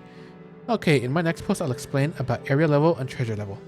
Area level is the parameter that determines the level of the monsters in the area. In the world, monsters have levels just like players, because their levels are set up in the same way as ours. If the area level is higher than your player level, that means some monsters will be stronger than you. Same goes the other way around. When setting up the area you want to go to, try setting the area level like this. When playing solo, set it to 3 to 4 levels beneath your own. When playing with a group, set it to the same as the party's average or 1 to 3 higher. Next is, oh, but this will get too long if I keep writing here. I'll write about treasure level in my next post. Treasure level represents the quality of the items that are found in item boxes, treasure chests, wooden boxes, or whatever you want to call them. The bigger the parameter, the better the items are in the item boxes. Basically, if you want to get good items, make sure to use words that will raise this parameter. And last but not least, when you want to get items as easily as possible, try playing around with the third word part of the area word. Depending on how you go about it, you might get an area with weak monsters but has great items. Of course, you can't go wrong with setting both the area and treasure level high, so you can gather a ton of items XP. It should let you get to any area you want, got it? Thank you very much, I think I have the right idea now. I'm gonna try to go to Chaos Gate right away. Let me add this. For beginners, it may be good to practice setting the area level that you want. Focus on treasure level after that. Also, if you think the settings are just too hard, try random. This will automatically adjust the settings for the area it will send you to. And it's also easy, just like pulling the lever on a slot machine. Try it out and see what you think. Map's gone. The map stopped displaying. Is this a bug? Should I email CC Corp about this? What should I do? Somebody help me. First, calm down, Rotterful. Second, try logging into the world again. Your map should reappear. Give it a shot, even if you don't believe me. Wow, arranging my map display just fine. Takes a ton. So basically, this happens again. I just need to log out and log back in, right? Well, that will work too. I'll write down an easier way to help. You can change the map's display settings by pressing Share. These changes occur in the following order. Normal, displayed on the top left corner screen. Enlarge, full screen display. Also check mission info and stuff on screen. Normal again, it goes in the loop. Press circle when the map's enlarged to close it completely. If you want to bring it back, just press Share and it'll open up again in normal mode. So while it's true that locking out and coming back will cause the map to return to normal, it's also a pain in the butt, so you should just remember to press Share. I see, so I just need to press Share to change the way the map is displayed. And once enlarged, you can press circle to close it completely. Got it? Thank you so much, I really appreciate it. Wow, that was over an hour of reading. Just these two things. Holy schmoly. I got email.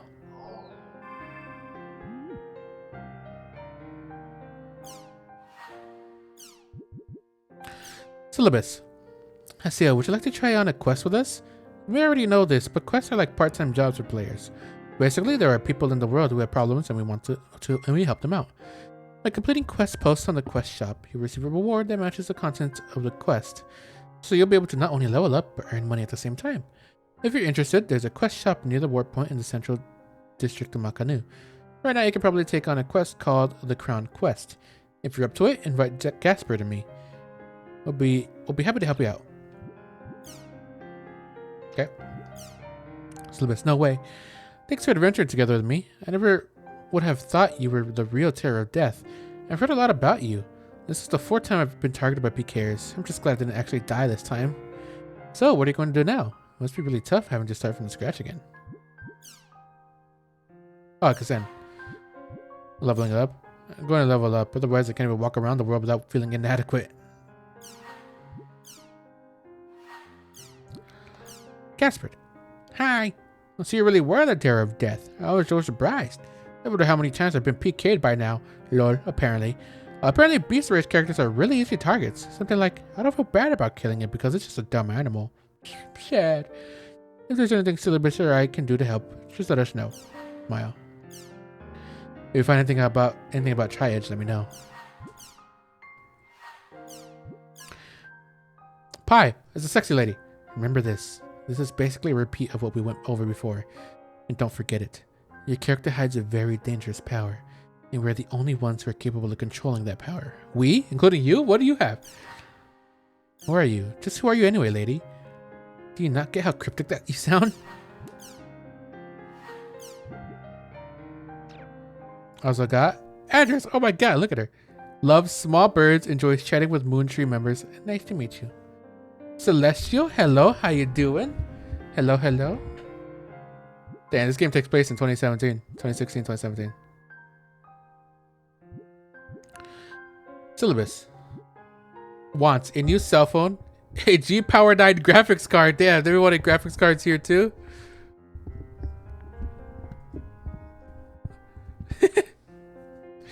I got your back. Favorite thing? Napping. Favorite food? Paella. Hate. Avocado natto. He hates avocado and natto? Natto. I say, oh, play with me. I'm alright. How are you? I'm doing pretty good. I just spent like an hour just reading a bunch of stuff right here. Those interesting stuff. That's lore. We get community forum. Oh, that's gonna be lore stuff. Upkalu, new stuff with Upkalu. New wallpaper. Terror Death. Here's my shot at drawing Hasio, the R2 celebrity also known as the Terror of Death. I also bought this brush pen yesterday and wasted no time trying it out, but it has been a long time. It had been so long that my arm was shaking. Damn, look at that. Making me look all badass.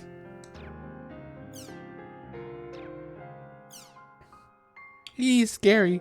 Man, this guy's really amazing in a lot of ways. He's a rogue, yet amazingly strong.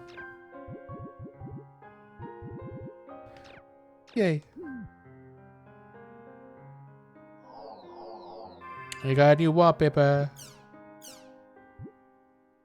Nice to meet you.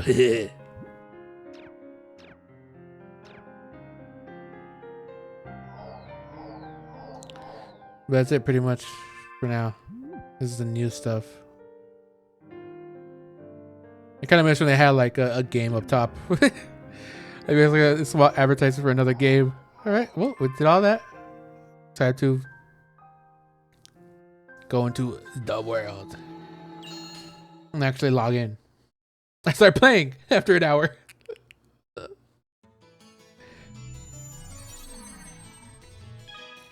Memoir records your past actions and contains clues to your next objective. Select Memoir from the main menu when you're unsure or unclear about your next objective. Good save right here. Oh, was this thing over here? My mom is such a pain. Hey, if you have any items you don't need, let me have them. I don't have much on me now. That's what I got. What do you got, Katsuki? Health drink and firestorm. We got Nikes else. Buy. Health drink. I have no monies.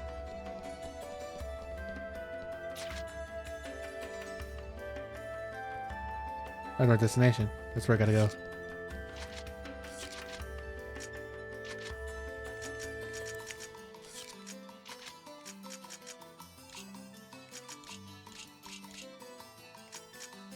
Broadsword.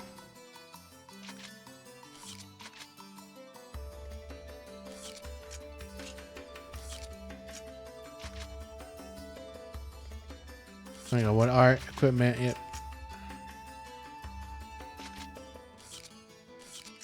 Customize. Oh. Accessory. This is all my equipment.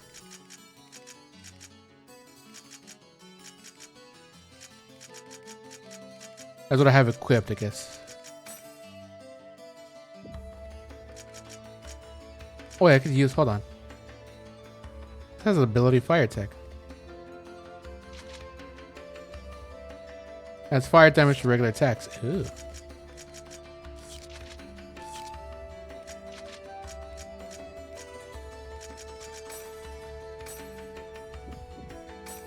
What do I even get from that? Remove the ability.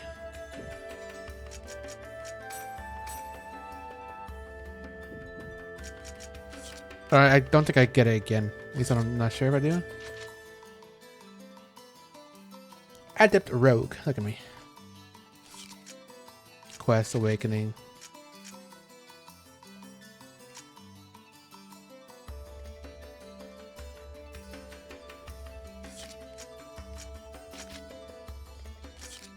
Okay. Wow. I want to walk around. You can do anything you wanted in Kestrel, which is why I joined them. But it looks like Kestrel's whole idea of freedom is just to let them do whatever they want. It doesn't matter what they do, the guild never acknowledges it. Wizard blood, astrologer blood, blade thread, Naja sheath, light armor level 42 already. God damn. What's my armor at?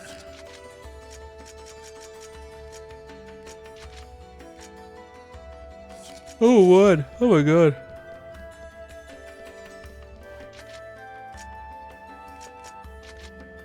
Rudolph. Goddamn red-nosed reindeer over here.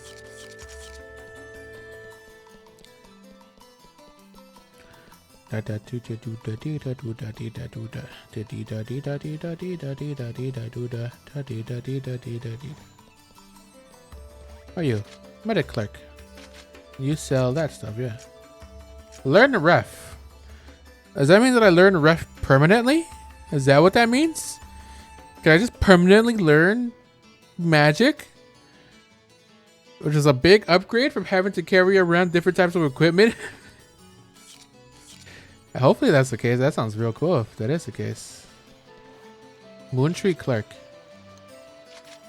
Belching Blessing Soda.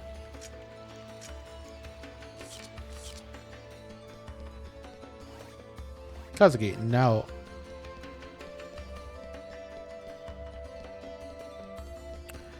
This is a quest giver.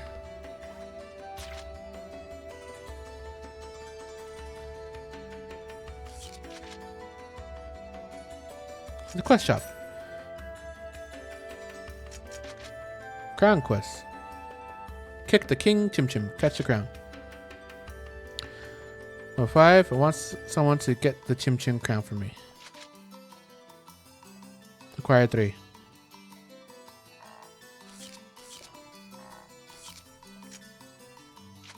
Invite to party. Yeah, this could just invite him straight here.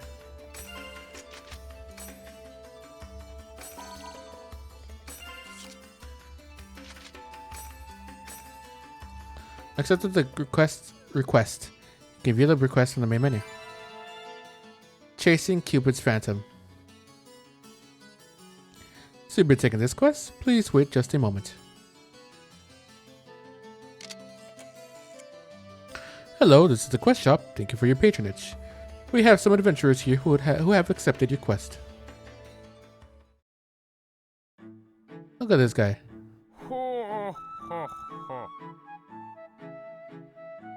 Oh, my name is Kubo, Dr. Kubo. That is, my research relates to Chim Chims. What kind of research? Well, now, well, that's a secret. I can't tell you that. Anyway, I want you to retrieve the Chim crown for me. You ever met King Chim Chim? He is a giant Chim Chim that rarely appears. As his name implies, he has a magnificent crown on his head. I want that crown. I have a few ideas on where King Chim Chim is likely to show up. I want you to go there and get the Chim Crown. I prepared plenty of rewards for you, so do your best. キングを蹴るのって結構難しいんだよね。キングチムチムって King でっかいやつだよね。 It's the big buddy.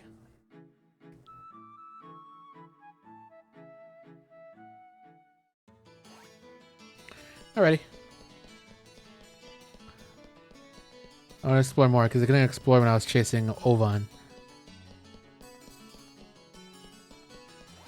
Now I can explore a bit more. Damn, I like how they made this.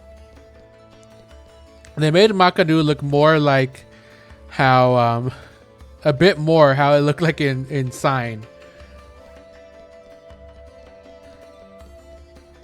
You know, I kind of like that.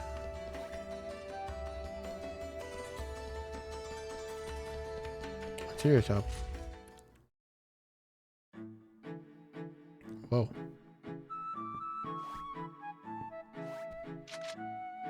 Talk. If you have materials, you can have abilities attached to your weapons, armor, and accessories for customization. Also, I can buy Fire Mouse skin, ability Fire Attack. Add fire damage to regular attacks, water damage, wind, earth damage, body scale.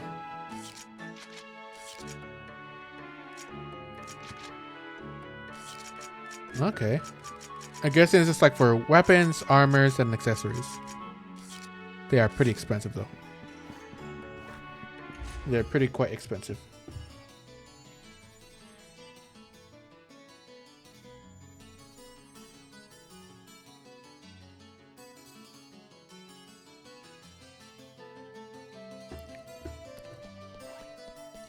What this? Dr. Powell's house. You can hear an animal crying. What do you mean?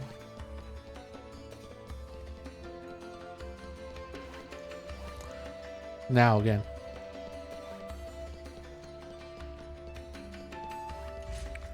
The weapon shop. Weapon shop, armor shop. Are based on your profession. Be careful not to purchase weapons that you aren't able to equip by mistake. There is an equipment item limit. There is an equipment item limit that is based on the player's job and level. The player's graphic at the bottom left of the screen will darken if he or she cannot equip the item. Please be careful when you are shopping.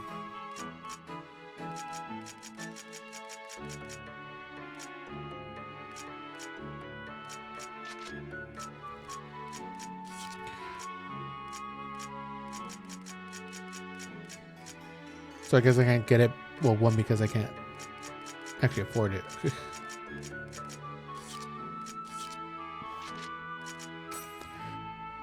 Based on your profession. Yep.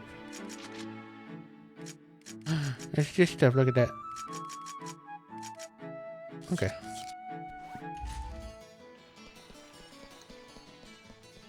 Oh, you can see. Look at that out into the water. Oh, look at that. Oh my God! Look at how pretty. I love it. Oh, so sick.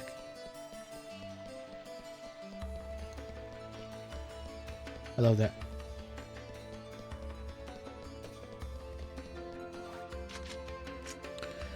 I want to go there. I want to go there. I could go there. Let's go right there. There's a little house icon right there too. Look at the birdies. Who's this guy? Here the steam machines are inside. Dang it. Oh, I want to walk there. I want to see if there's anything else. What's that over there? Can we go over there? I know it's just a 2D image, but still I want to go over there.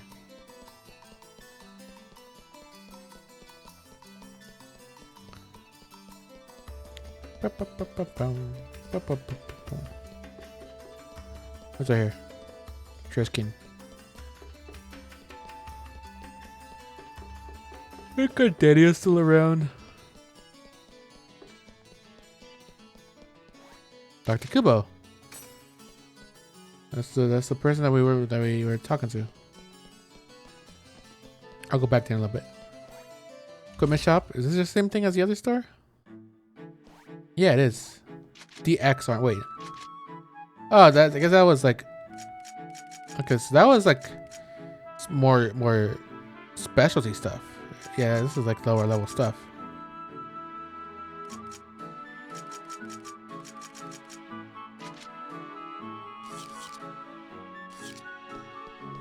Same with that, but I don't have money.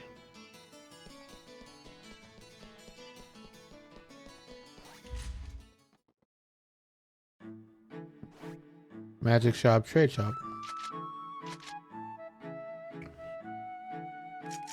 Learn ref, learn rip duck. Rip moomin, rip maj.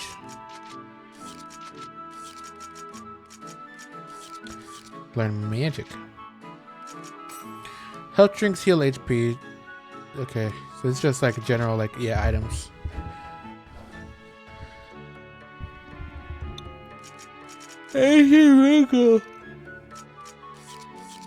Alright. Get an Asian mango. What's this? This is the gate to at home. At home, you can store items you're holding or replenish items in the guild shop. For raising your guild rank, you can enjoy various special privileges such as storage expansions. Can I go inside? So I'm not in a guild. I wonder if I'm gonna be able to make one, or if I'm gonna make, or if it's gonna make me. Oh, that is good. Look, we've done one. Or if it's gonna make me join a guild. Wrong one. What's back here? Secret? Any secrets back here? Ah! Chip chip! Chip chip! Haha! Angel Heron now.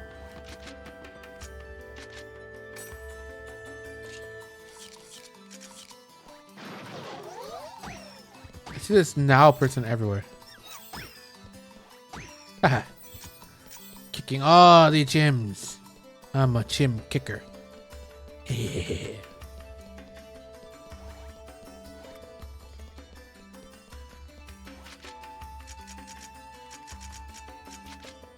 Let's go Dome.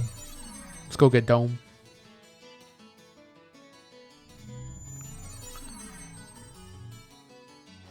Where's my party? Oh, they're here.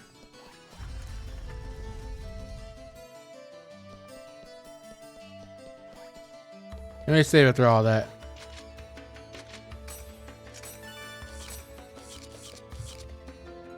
Alright, bro, Itchy.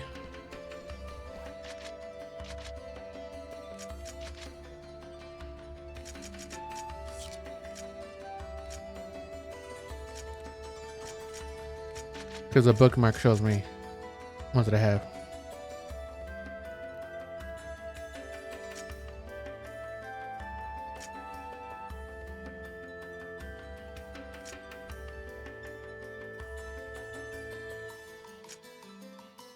All right, let's do this.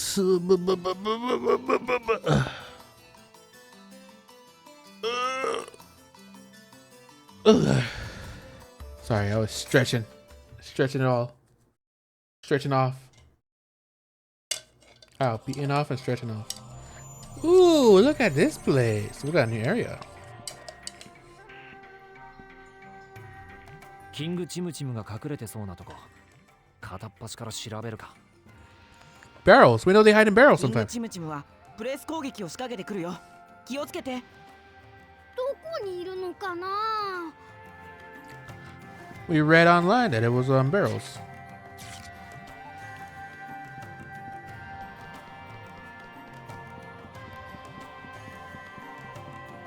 Ooh, I like this area. Tidal wave. Health drink. We're gonna just spawn Chim Chims here and kill him. Kick him. Kick that Chim.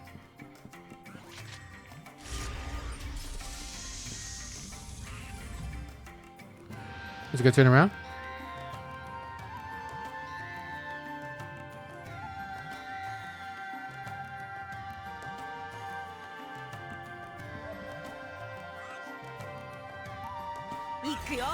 Damn, didn't turn around.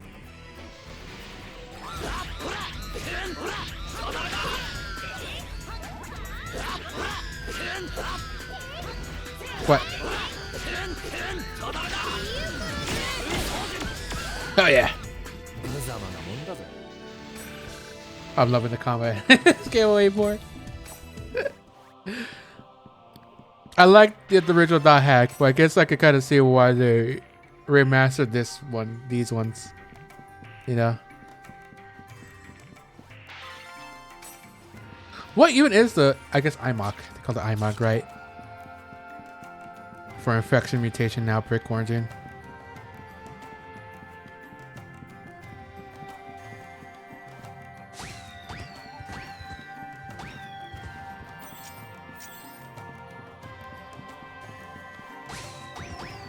No, I missed that one. I missed the big one.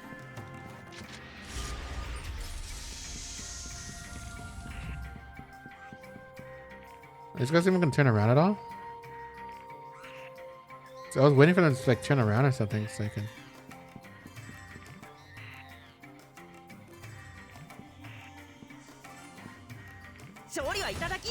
Got it.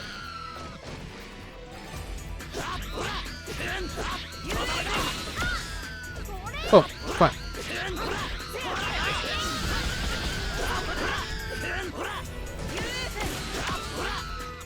Yay, I did it.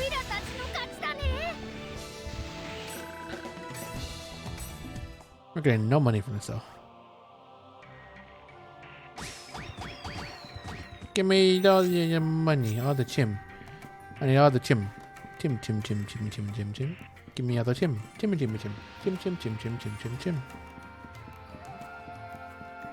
Give me big chim. Hell yeah. Oh my lord, all the chim. We're chimming it up.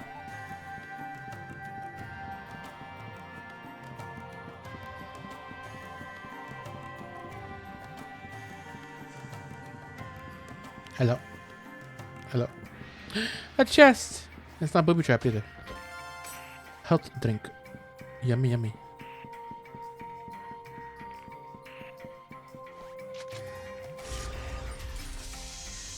So far, these first two places we got, besides like the very first one, have just been dungeons instead of areas. Well, it's sort of like, yeah, sort of areas. Because in IMOC, it was pretty much always you go into the area, then there's a dungeon in the area, and all that.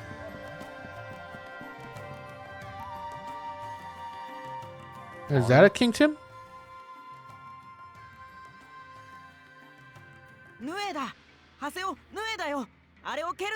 Gotta kick it. ハセをヌエをキックすると何？じゃあ、あいつを蹴ればいいんだな。 Let's kick his ass. This is a mysterious animal known as a lucky animal that lives in this area. Approach it and kick it to receive various blessings. However, there are also unlucky animals that bring bad luck. They have the angry symbol on top of their heads. Get over here. Kick you. No problem. Leave it to me. Come on, King. I just straight up said, come on, King.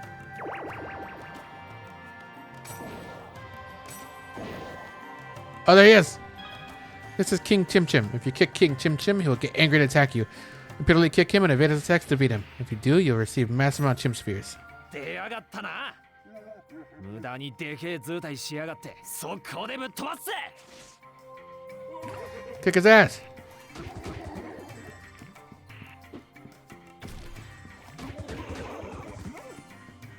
What? Come on. Oh, goddamn. I got him. Give me that crown. Oh my god, all the chim. さすがだね、ハセオ。潰されるかと思ったぞ。はあ、あとはクエスト屋に報告だな。 Put back to the quest shop. Honestly, it took me out, man.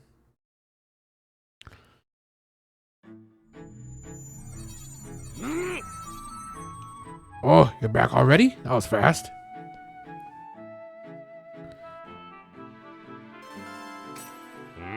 Yes, this is the Chim Crown, all right.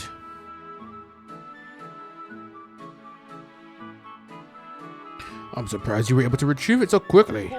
How would you feel about doing some work on the side for me? There's something I want you to help me with. My home is in the mercenary district. It doesn't matter when, but please come visit. We will discuss the details when you do. Farewell. Quest completed. Job well done. Text of wisdom. Ooh. That's all quests we got right now. Got any mail though.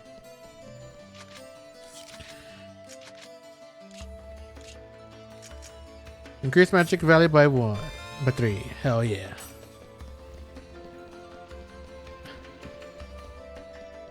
Don't know why wouldn't you stat up items on. Oh my god, look at you. You're a tiny and adorable. You're the one watching. Tell me, Pyros the Third. What, Pyros? Oh my god. Thank you very much. Came here from Ultra Online. And this is really realistic. It was 2D after all. A loose sheath. I guess even if I can buy that, I can't equip it yet. I guess that's something that they might have changed from the IMOC. Because IMOC, if you could get like level 99 gear in volume 1, I'm pretty sure you could equip it. Because there was no like level requirement or something. But it seems like here, there might need to be a certain level to be able to actually use equipment. What the hell? Hey, look. Chim. I've been waiting for you to come and pay me a visit. I have some important work for you. What I have to say from this point on is top secret. You mustn't speak of it to anyone. Do you understand? I'm working on a project to cultivate chim-chims. Currently, there are no methods to cultivate chim spheres, and thus they must be collected in the wild. But if we could change that, it would be quite a revolution. However, in order to complete my project, I need detailed data on chim-chims. That's what I want you to do for me. Here, take this. Chim Radar. It's a portable scanner that holds the essence of STEAM technology within it. Each time you kick a chim-chim, the radar will automatically scan and record the data. It will also import all the data that you've gathered in the past.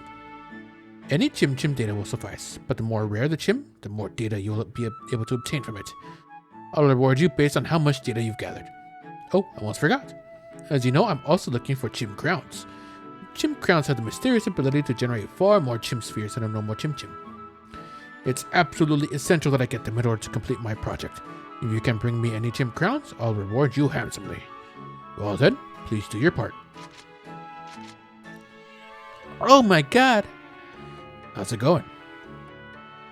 Not bad. Here, I'll give you this. Help scroll. I still don't have enough chim data. Go collect more. That's oh, there's Chim Assassin. That's the strongest level of Chim, I'm guessing. Sick. Hold on, I said I got health scroll. Learn the ref. So I can learn it completely. Hell yeah. It means I have ref. That's sick. Does it take 20 years to heal or to cast a spell in this game too? I hope not. Yeah, but now we should be able to log out. Log out. Because we got an email.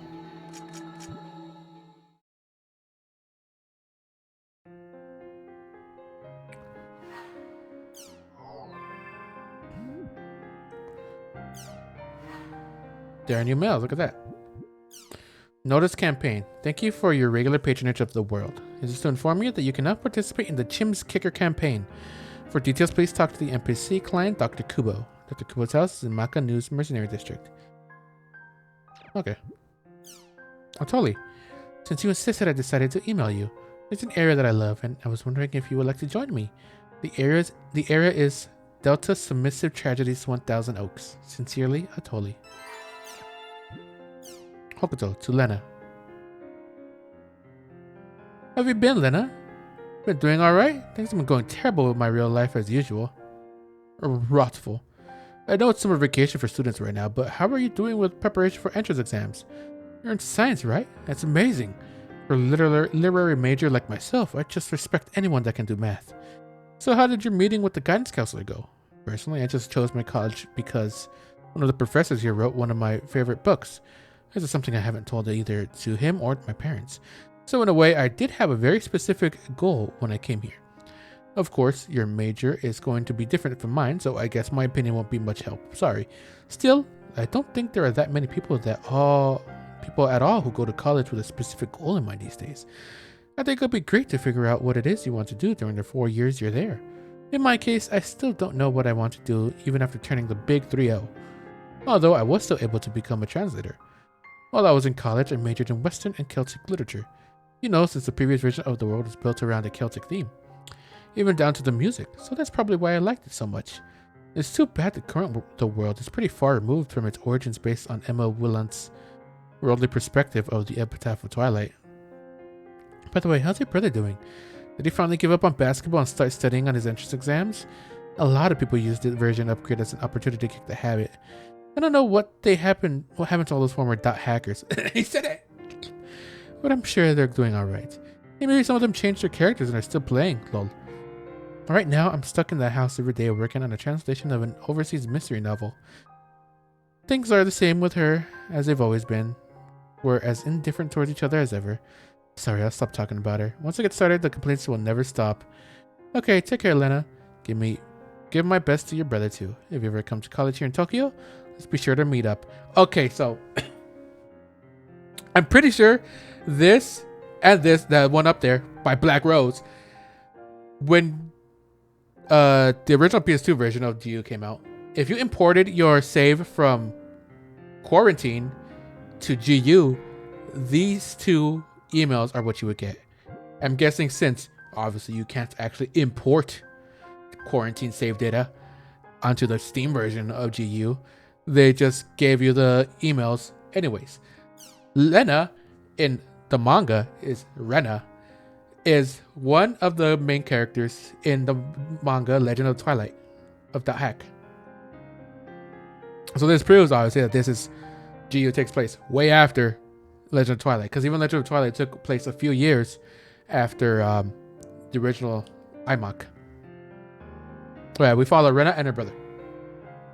Those two. Who her brother, I forgot his name for some reason, has Kite's player model, and Rena has Black Rose's. So they look like Kite and Black Rose. But yeah, guys, right here we learn a bit more. She's going off to college, I guess. I forgot how old she was. They were in the manga. They were pretty young. At least they seemed pretty young. But I'm not too sure how old they are. But yeah, I guess we got a little bit of more follow up on them. That's pretty sick. And Black Rose. Well done. Well, have you calmed down a bit since then? I feel like I've managed to get back to my life. I do feel kind of lonely at not being able to log into the world though. Since I refuse to let Kazu play online games, I can't justify playing them myself. Are you playing together with Orca? Or was Orca banned just like Kazu? Back then, I didn't have any idea as to what was going on. I was just plowing ahead, doing whatever was set before me to do. I'm so glad we managed to resolve it. So here's while I'm emailing. I wanted to say this when we had that offline party, but I wasn't able to work up the courage. I'm glad I got to know you. Sure, it was a surprise when I found out you were younger than me. And when I saw you acting so insecure, I may have yelled at you a bit. But if it wasn't for you, I think I never would have been able to help Kazu. If I had tried to help him all by myself, I might have ended up just like he did.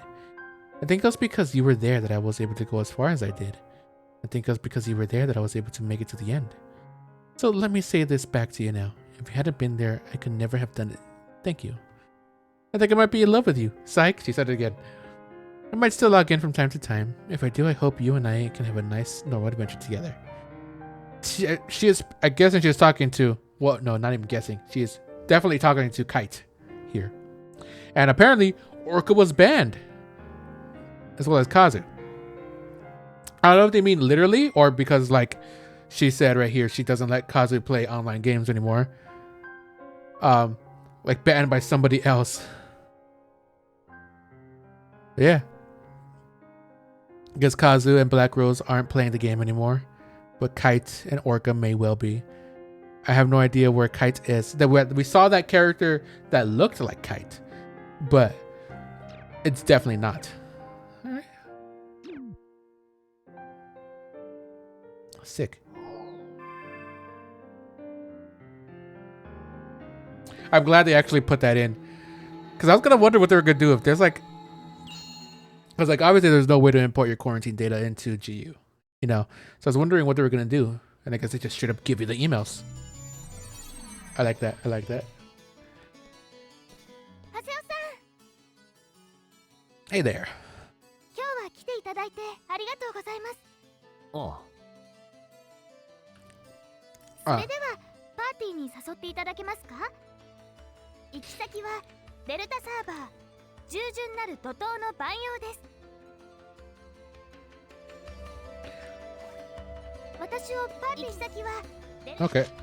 Party. Totally. Because it has to be just two of us. So level 3? I thought we would have been playing this game for a while now.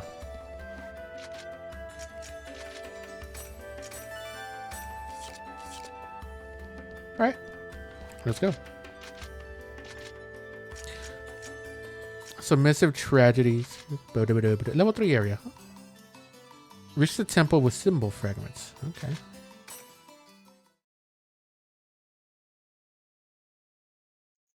ご迷惑じゃありませんでした？迷惑だと思うんなら最初からメールしなけりゃいいだろ。このエリア、私のお気に入りなんです。月が綺麗。今夜は月がいつもより綺麗。You said it. いつもよりってんなわけないだろう。ゲームだぞこれ。She said it. 月が綺麗。獣人像を目指していきましょう。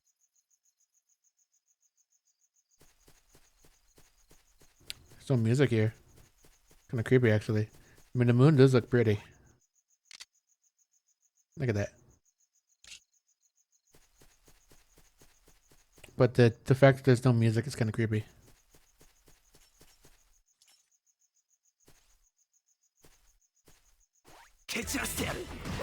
Oh yeah.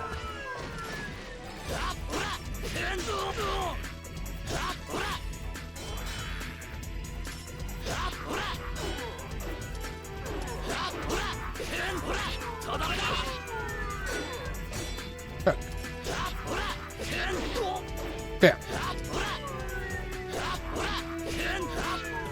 Got you. What was she doing? Just, I guess she doesn't have an actual attack. She's a healer. At least not until later. She's not gonna have a ways to attack. Wait, can I even use skill? I can.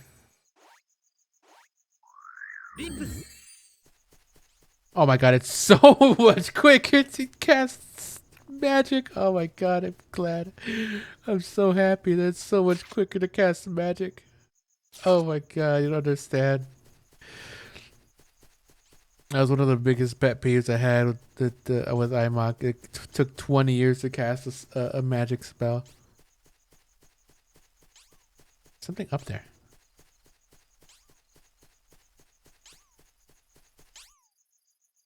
That's a bunny. Kick you! Kick you! Kick you! Come on! Gotcha! Gotcha! Gotcha! Gotcha! Ha! You're really They're speaking like the grunty food in IMOC. 200 XP! Let's flip and go! I just realized it's XP now. This time actually no, but still 1,000.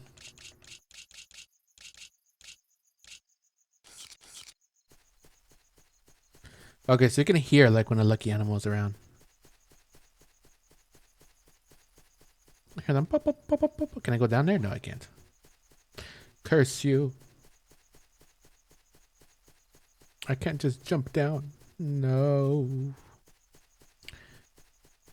Oh yeah, wait, does that mean that if it shows the angry thing above its head that I shouldn't kick it? Because, I mean, obviously, why would I want to kick it if it's going to do something bad to me, right? I don't want something bad to happen to me.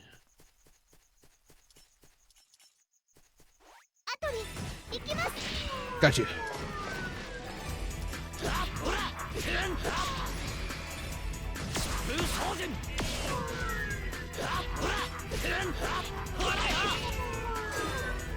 Got you.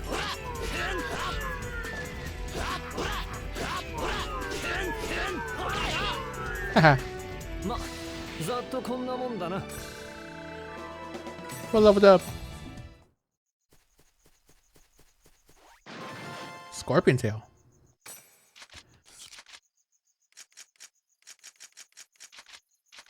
I can't even equip that.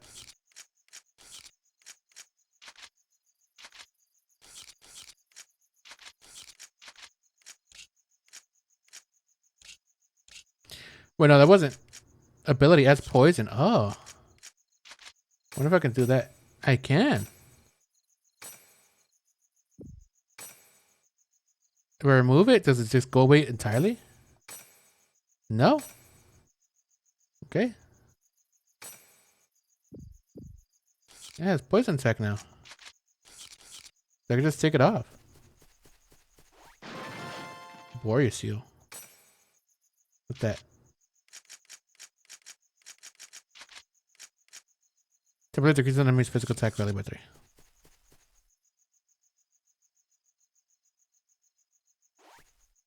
Is that a goddamn onion? They're running around in a circle. Boom!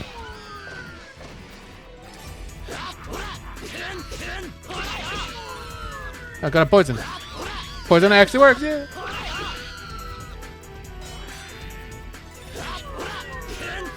Ow!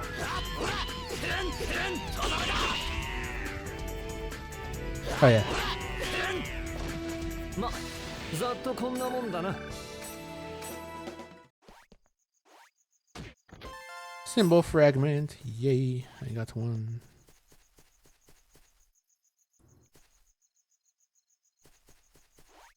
Mecha Grunty. なんだこいつ、ロボットか。進路不明、燃料不足のため機能停止、不時着、通りがかりの生命体を捕捉、燃料要求を開始、無駄は投入。 Inject hemispheres. What? Okay, sure. 助けてくれてあブヒりがとう。 Booey.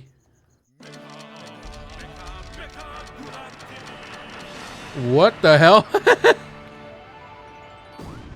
What the hell? I seem to have crashed on this area. Fairy's orb.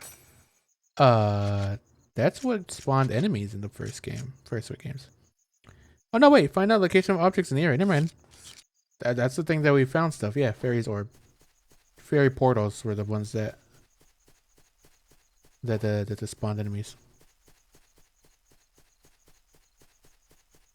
All right, sick.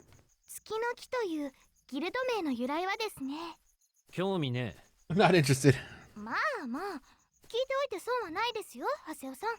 月の木は七支会という幹部会で運営されています。榊さんのこと覚えてますよね。榊さんも幹部の一人なんですよ。ち、聞いてらんねあ、ちょっと長谷尾さん、待ってくださいよ。 Oh, he doesn't want to listen. Come on, just listen to her out. Warrior seal. Warrior seal.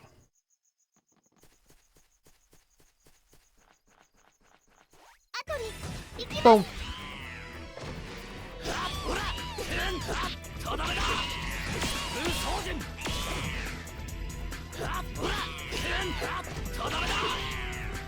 Nope, get away from me. Ah, can't smack me.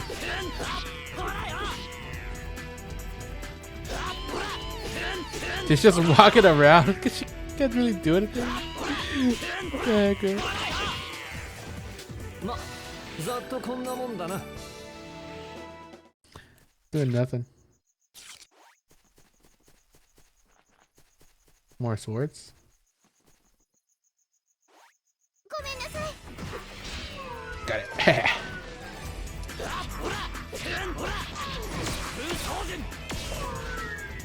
God damn.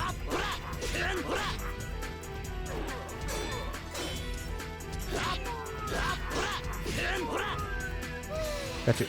勝てましたね。 Easy peasy lemon squeezy. Oh no.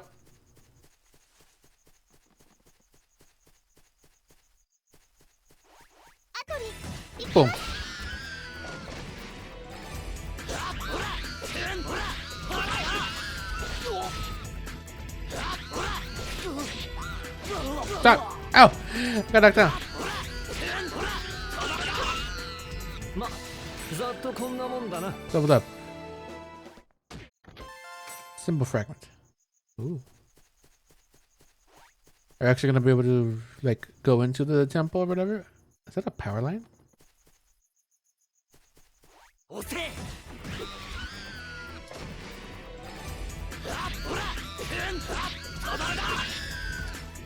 Oh, the trap chest.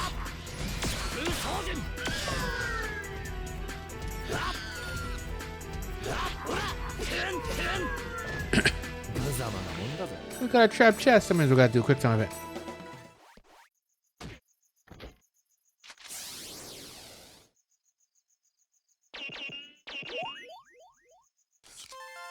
Rough armor. Can I equip that? I can. It literally doesn't give me anything. Oh wait, because I already have rough armor. Yeah, I already have that.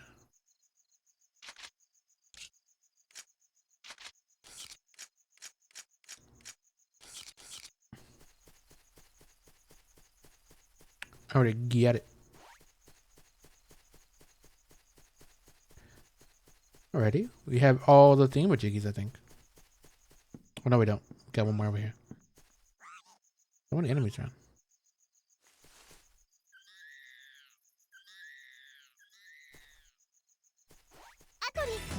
Whoa. God, I hit all of them.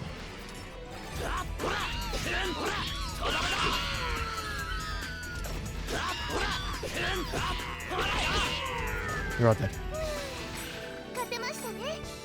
I'm basically doing this solo.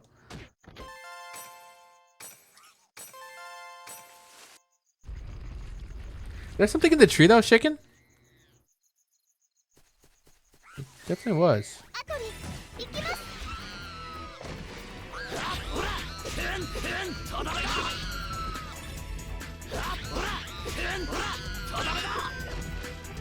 What if like a chim is gonna fall out?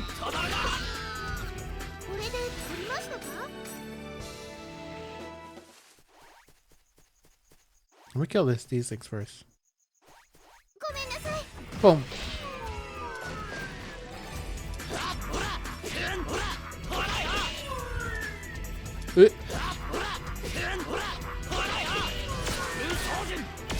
Got him.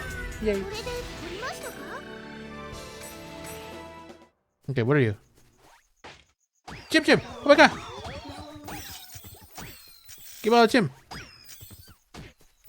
You kick all the chim. Chim kicker. And then back over here. Gotta be secrets behind the temple, right? Nope. Guess not. No secrets behind the temple, I guess.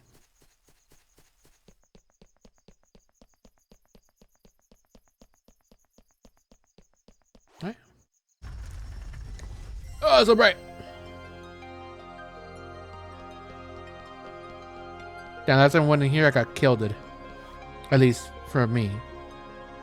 This guy's probably been here so many times. Damn armor, oh my god. トルモン取ったし、タウンに戻るぞ。 What? おい。ハセオさん。 That's my name, yeah. なんだよ。もう月の木は十分だっつうの。あっちの方から何か聞こえませんか？何も聞こえねえ。そんなはずは。ほら、何かざわめいてます。 What? I don't hear 確かめ anything. に行きましょう、ハセオさん。は？なんで俺もなんだよ。一人で行けよ。一緒に行ってくれないんですか？ああ。行きゃいいんだろ、行きゃ。ありがとうございます。こっちです。 She lead me into a trap. I trust her. I trust her, Haseo. Remember last time what happened? 不思議な音。確かめに行きましょう、ハセオさん。 The trap. We're gonna kill it again.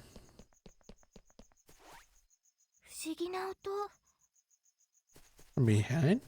From the back of here? 不思議な音。 Let's talk to her every time.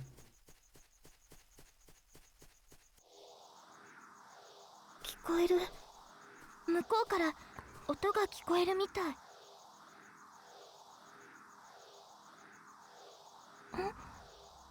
ハセオさん？このサイントライエッジ。 Oh god. トライエッジ？そういう名前なんですか？ We should touch it. Came here? 何？ハセオさん？トライエッジのサインに吸い寄せられる。 Oh god, what happened? Oh no.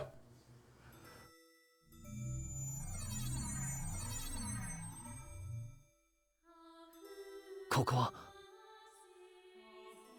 ロストグラウンドでしょうか。でもこんな地底湖があったなんて。もしかしたらこれ大発見かもしれませんね、ハセオさん。 We found a secret room. ハセオさん、あそこに人が。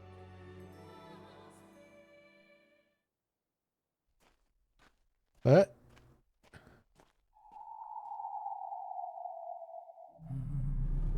Who are you? なんだろうあれ。とっても綺麗。 I don't trust this guy. 聞こえる音、あの人の方から。 Oh no, cat.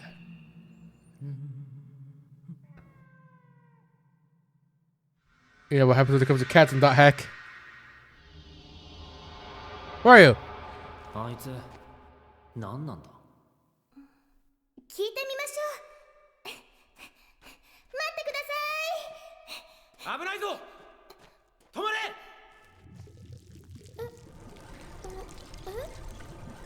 Oh god, look behind you. 何？ Oh god.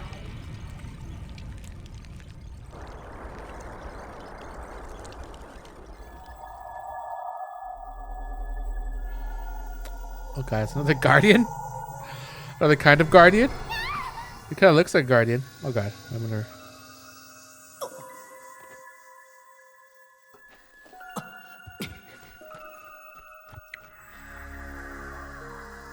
おい。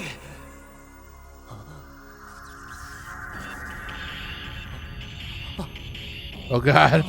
What's that? Oh no.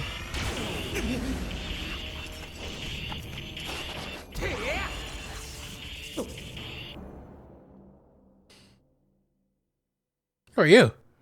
下がってろ。いっけ。俺のレイガー。 This is the music that played in the... Oh no, this is the music that played in the dead slumps. When you fought the phases. Oh no. Oh, tell me this is a phase. Wait, did he summon a phase? Is he a phase? Or has the power of a phase? なんなんだこいつら。 What the hell's going on? Because it looked kind of like a phase.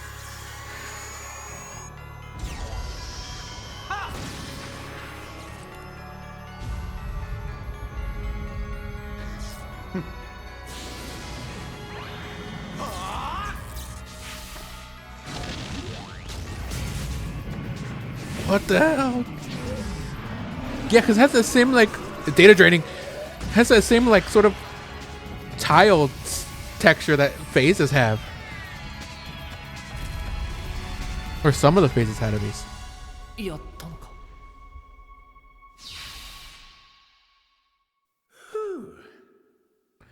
What the heck is going on? 無事かいお二人さん。 Who are you?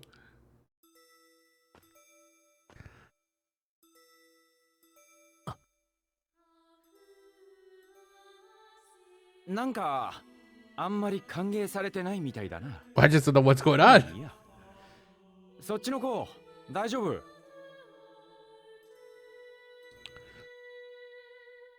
Oh, look, she woke up. あれ、私どうしちゃったんですか？どうって。なんか変なモンスターに襲われて、すごい音がしてびっくりして、記憶飛んじゃったのかな。 Yeah, he なんて。 passed out after that. 気を失ってたのか。リアルで。何はともあれ、間に合ってよかった。あなたは？俺？ああ、実は CC 社の調査員なんだ。 Investigator from CC Corp. システム管理の人？ゲームマスターさん？ま、似たようなもんかな。このエリアのバグ通知を受けて飛んできたんだけど。あのモンスター。 He works for CC Corp, just like Bamung ended up doing そう。 in データが Legend 修 of 復され Twilight. るまでここには近づかないでね。嘘だ。 and Pyros actually. あれはバグデータなんかじゃねえ。そんなもんでプレイヤーが気失うかよ。それにモンスターを倒したでけえ人形みたいなのは何なんだ。人見えたんだな。 Avatar. Oh man. アバター。そうだよ。死の恐怖の馳せを。 What? He knows me. CC 社の調査員はプレイヤーの通り名まで覚えてるのか。まさか。ただ偶然にしてもできすぎてるって思っただけさ。は I wonder if this guy is someone that we've こっ seen ちの before. 話。 This has a different model. アバターのことを詳しく知りたいだろう。別に。君も使えるよ。は What? 俺のアバターが見えたってことは、君と君の PC には資質があるんだ。 We're gonna get Avatar soon. Ooh.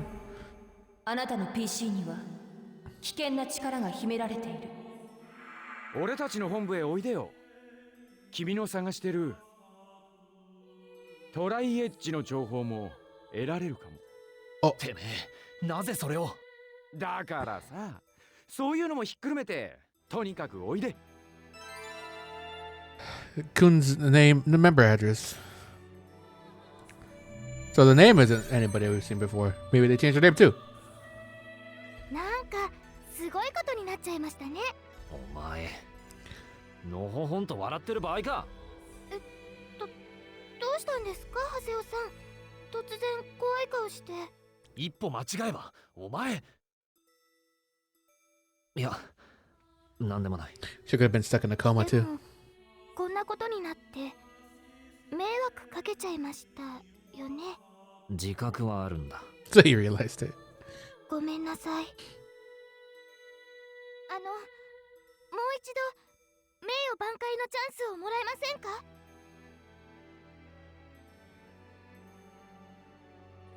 次に誘うときは経験値を稼げるエリアにしろ。 Yay. One level up. Just smile. Even the lost ground should have a platform. We have to find that to return to town. Got a mail. So whoever that guy was on that tree is controlling those that look like the Guardian did. That look like Tsukasa's Guardian.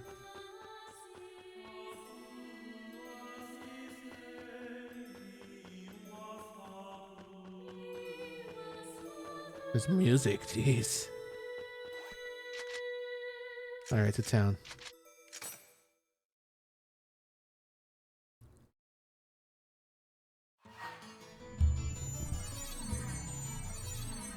Five on Red Bell Chimney.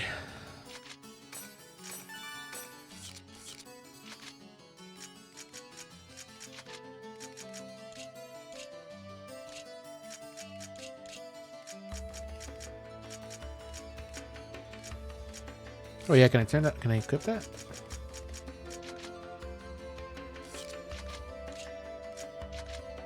Damp armor. I got anti-fire. It doesn't give me any more stats, but I get anti-fire. So you know what? It's better than nothing.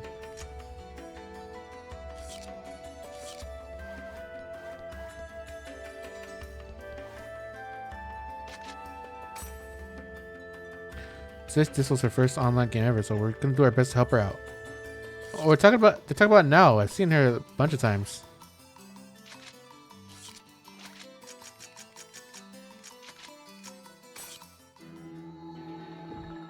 I got 5 whole emails, so.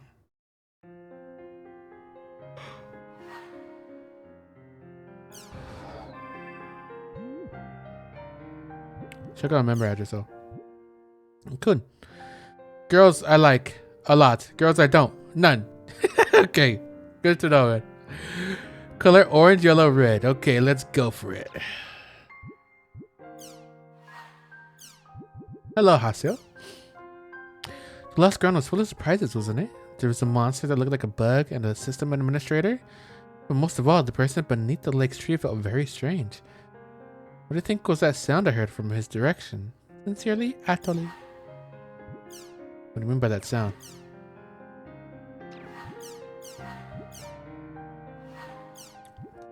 Syllabus. Hey Haseo, how are you doing? That place the other day was pretty rough, wasn't it? I never thought we'd encounter PKs. By the way, I forgot to tell you about the settings for the skill trigger menu. Of course, you probably already know this since you are the Terror of Death. Anyway, this is how you set it. Press triangle to open the main menu, select your skill trigger. Your current skills and skill trigger panels to status will be displayed, so you can change them as you wish. It'd be a waste if you weren't using the skills you have, so once you learn a new skill, open the trigger skill menu and check out the panel settings. Oh, and just in case, I'm going to write down other basic battle stuff, although you may already know. Quick rise, press circle when knocked down. Quick rise attack, press X when knocked down. I think I did quick rise. Use them when you're knocked down. If you're knocked down and want to get up, use quick rise. If you're surrounded by enemies, just rise attack. Also, don't forget you can enter area worlds at the Chaos Gate to access a bunch of areas of different levels. Speaking of which, we should go grand level sometime. We could even invite Gaspard. Anyway, that's it. See ya. Another thing. Sorry to keep emailing you, but anyway, do you know about customization?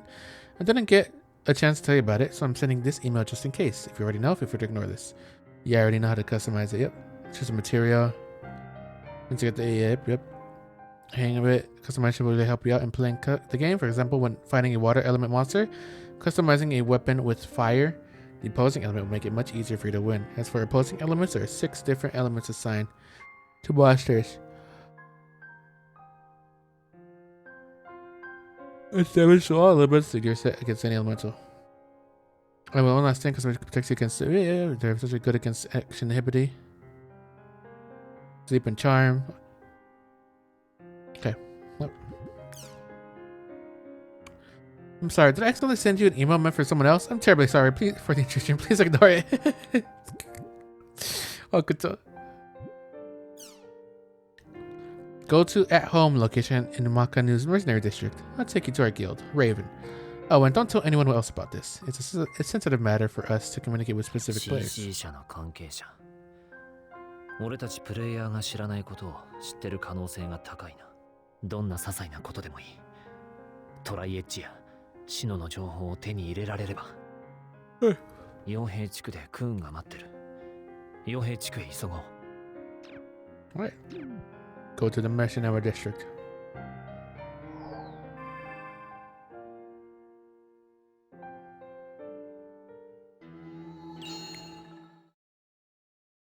Unlimited online game.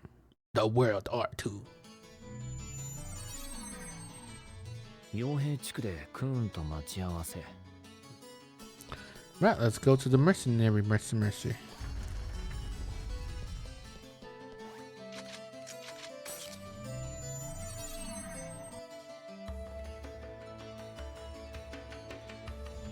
Oh, look, there he is.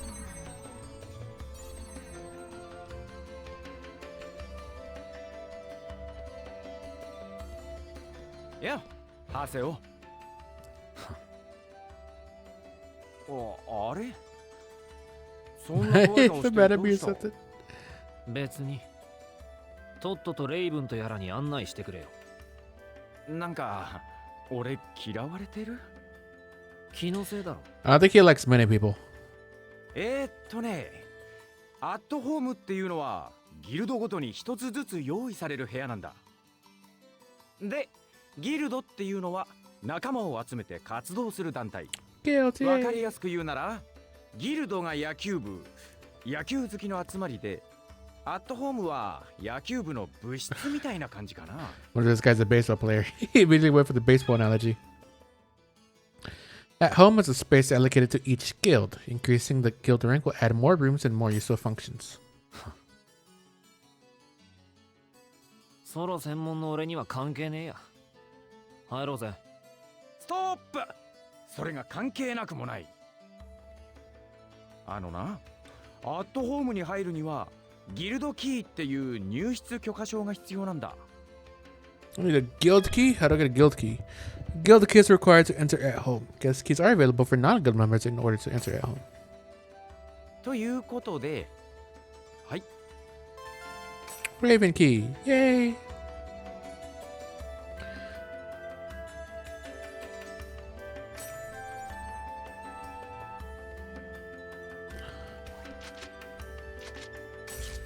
So we can visit different guilds? I guess? さてと、改めてレイブンへようこそ、ハセオ。この前のおばさん。The old hag. あれ、知り合いだった。 Sexy lady. 知らないわよ。彼女はパイ、レイブンのメンバー。で、パイ、彼が。なるほどね。あの時は俺を誘うのが目的だったわけか。でもな、おばさん。Booty. But look at my booty. 誘っても。You can try to seduce me. 無理。リアルを想像するとなえる。ちょっとクーン、こいつ叩き出して。いくら敵格者だからってこんなやつに私たちの仕事は任せられないわ。それはヤタが判断することだろう。ヤタ？やったヤタ様の手を煩わせる必要は。ヤタって何？人？あんたは黙ってなさい。クーン、あなただってあ、はい、来ております。え、一人でよろしいのですか？ Want to see me alone, I でも guess? 彼は。わかりました。いらっしゃい。ヤタ様がお会いになるそうよ。Yay. I was staring. Well, staring as much as I really like. It's like 3 polygons, but well, probably more than that actually. It's PS2. 300 probably. Or 30. なんだここ。随分と殺風景な場所だな。What the heck? Is that Ouroboros? The snake eating its tail? 知識の蛇へようこそ。ハセオ、 The earth. 長い Flashy. 間待っていた。君が来るの。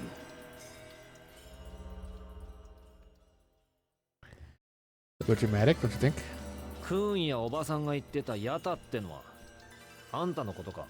ここってあれ？管理者専用エリア？噂で聞いたことはあったけど実際あるんだな。1階のプレイヤーをこんな場所に連れてきていいわけ？上司に怒られるんじゃないの？管理者さん。はじめまして。というのも妙な感じだ。私は君のことをずっと見ていた。 Kind of creepy, man. Why he's just looking at me? Stalking me?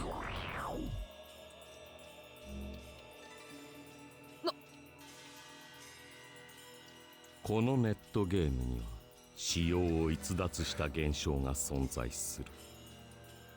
それは事象としてあるいは対象として様々な Oh 形 no. で世界に表 It's starting to be like what happened in the world 君が R1. 体験した現象 PC データの強制的な初期化もそのうちの一つだ。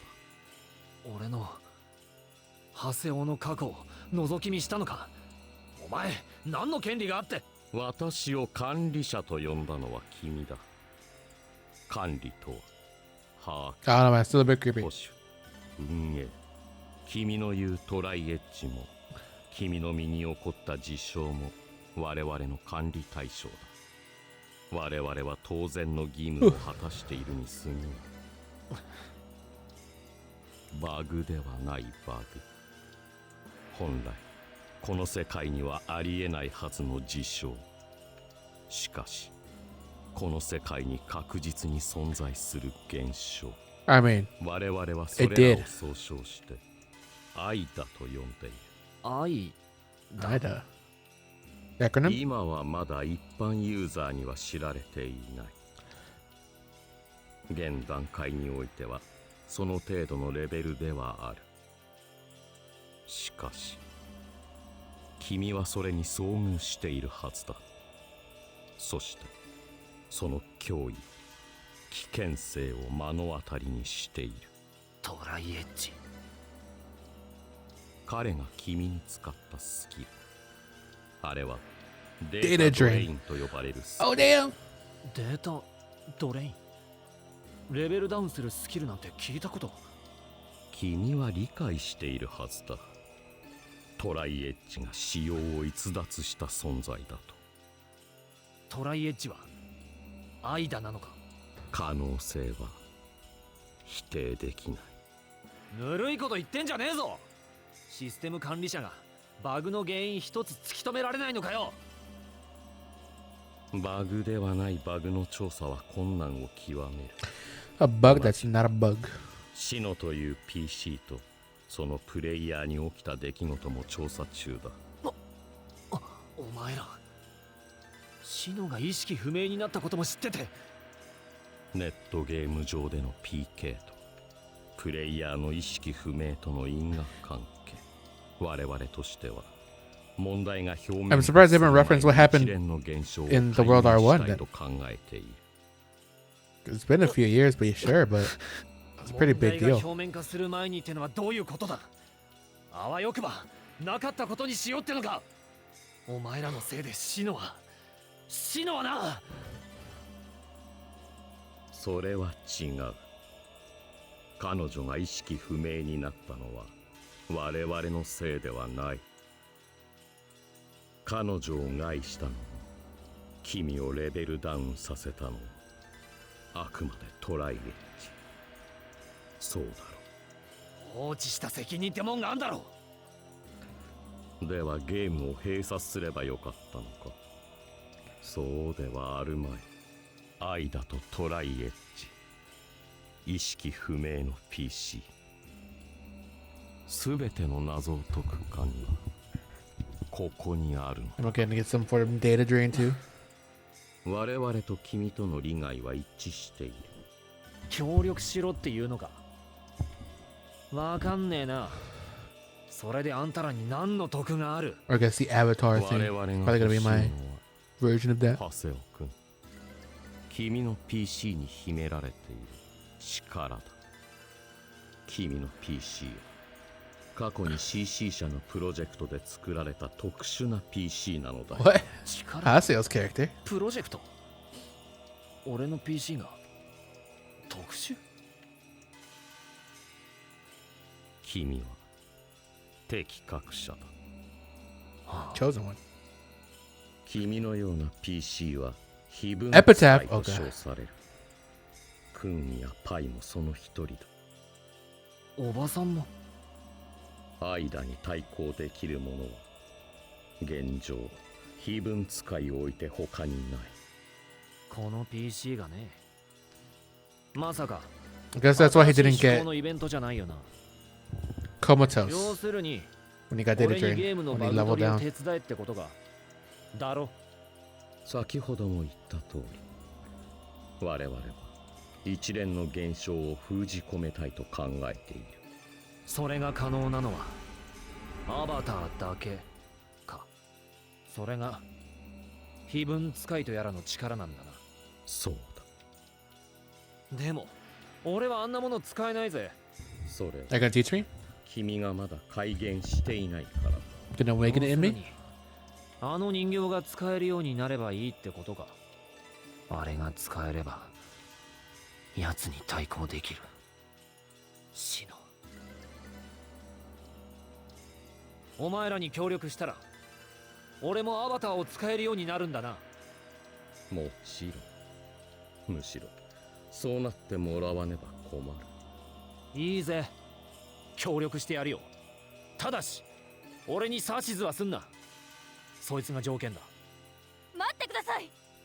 Oh, she's 彼のよ objecting. うなプレイヤーが力を得るのは危険です。 What's wrong with me? ヤタ様、 Just because I called you a hag. おばさんは黙ってろってさ。なぜ彼のような人間を。たとえ我々が手を貸さなくても、彼は遅かれ早かれ改元する。お前も分かっているはずだろう。彼の悲憤はもう目覚めてしまっていること。 Already almost awakened. Oh, damn. Wonder how it's gonna look like. It's gonna look sick.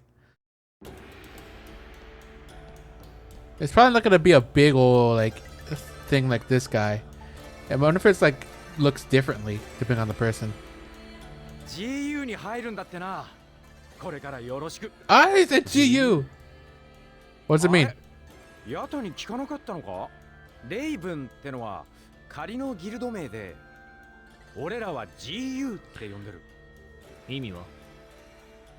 CC 社のプロジェクト名だって聞いたけど。We're gonna learn what it means? んなことよりアバターってやつの出し方教えてくれよ。出し方ね。もったいぶるなよ、こっちは急いでんだ。あのさ、もしかしたらなんだけど、アバターを呼び出す呪文とかあると思ってんの？ないのか？ないよ。そんな便利なものがあれば苦労しないし。じゃああんたはどうやってあれを呼び出してるんだよ。そうだな。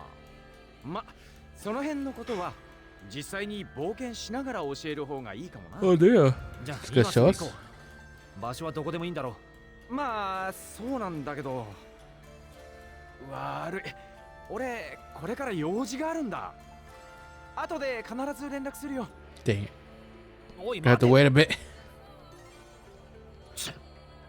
なんだあいつ。仕方ねえな。タウンに戻るか。Several guilds have opened guild shops in the central district. You find new discoveries and unexpected encounters. Check my mind. Yep. Wow, why is grunty?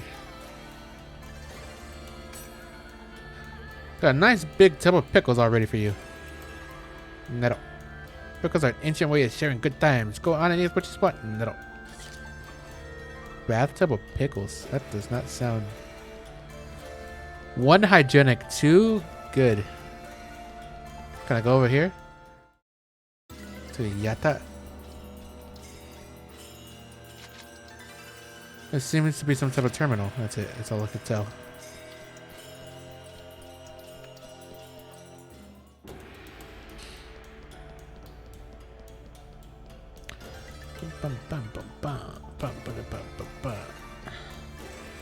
So definitely gotta be able to open my, or get my own guild eventually, right? It's gotta be a thing, right? Alright, let's just go log out. I'll read the mail. Oh, I'll read the stuff first, and then I'll be in stream right there. Oh, hi. There goes the governor with his fancy talk again, yeah? Oh, I missed the medic unit leader, Hail Red, yeah. That's nice to meet you all, yeah. The medic unit is a guild that was made to help people that are having a hard time in areas, Nyan. There are people in the east with low HP, we heal them, Nyan. There are people in trouble in the west, we help them, Nyan. Of course, having just said that, there's no way we can cover all the areas with just us, Nyan. That's why we're looking for other people who will help us help players, Nyan. Our governor's a bit strange, but he's a good guy. So don't be afraid to come up and see us, Nyan. I'll be waiting for you, Nyan. Nyan. I'm Healed Blue, the sub-leader of the squad, as well as the only one with common sense. Nyan. Strengthening the medic union? Nyan? Go ahead. Doesn't matter to me. Nyan. Huh? Nyan? You're thinking Nyan way too much. Invite them to join? Nyan. Fine. I guess this is something. Nyan. Join our squad. Yan. Think my way of speaking is awkward? Yan. Leave me alone. Yan. Still not happening. Hello again. This is kind of hard to say, but even after following Applestar's advice and trying various things out, I still can't go to the area I want to. I also tried the random method that Kaina mentioned, but that was no go. That was no good too. What am I doing wrong? Please tell me. Thanks in advance. Applestar, Kaina, thanks for teaching me all these things. I'm sorry, I just suck at this. No way, not even the random method helped? I wonder what the problem is. Since I'm not hardcore, I don't have an idea. I think I might know what the problem is. What words do you have? So I got wealthy, fly away, made. These are the only 8 words I have. I knew it. It's just a simple word problem. I tried out all the possible combinations using these words. Area 1 level, transfer level 1, transfer level 2 is all I can make, lol. I'll make you some new area words. Just wait a bit. It does look like your words are the problem. You're still at level 3, right? I'll give you these words as a gift. Daybreaks, military, resort, mall to town. If you try arranging these with words, you should be able to get to level 3 to 6 areas. Damn, that was quick. Use the following combinations will get you to level 3 to 6 areas. Oh, all of them. I'm sure you get that idea. Damn, that was quick. Thanks for the follow-up, Renji. Your combinations are A-okay. Nice work, you two. Sorry I couldn't help you out. It looks like I've still got a long ways to go myself. Renji, Kaina, thank you so much. Thanks to your help, my problem was solved. You told me about the Chaos Gates, and that helped me a lot too. Thank you. Damn, look at all these words.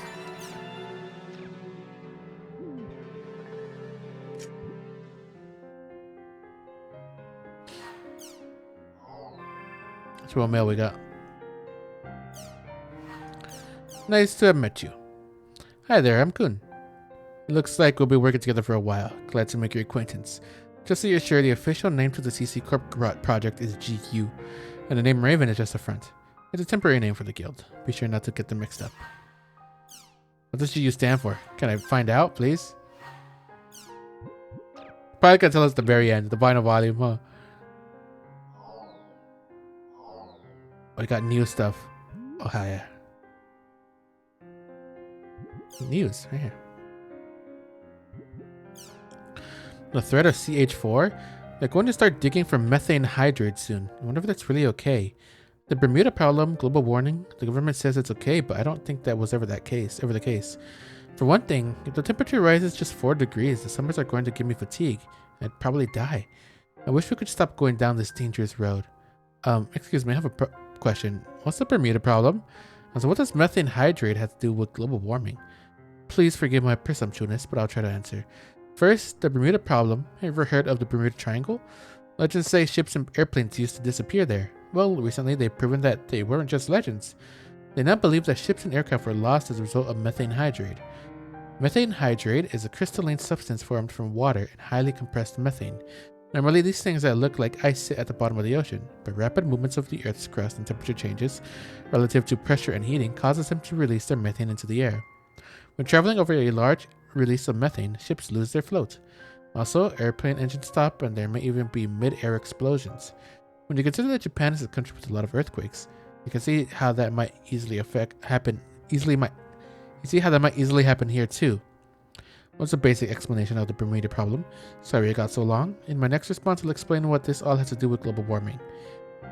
Okay, I was talking about the Bermuda problem, now I'll talk a little bit about global warming. Methane, like carbon dioxide, leads to global warming, except it is 20 to 60 times more efficient at doing so. If a mass release of methane gas were to take place, the air temperature would go up by 4 degrees and the ocean temperature by 6 degrees. They believe that dinosaurs went extinct because of a similar rapid change in temperature, so it's predicted that it would have a cataclysmic effect on the world.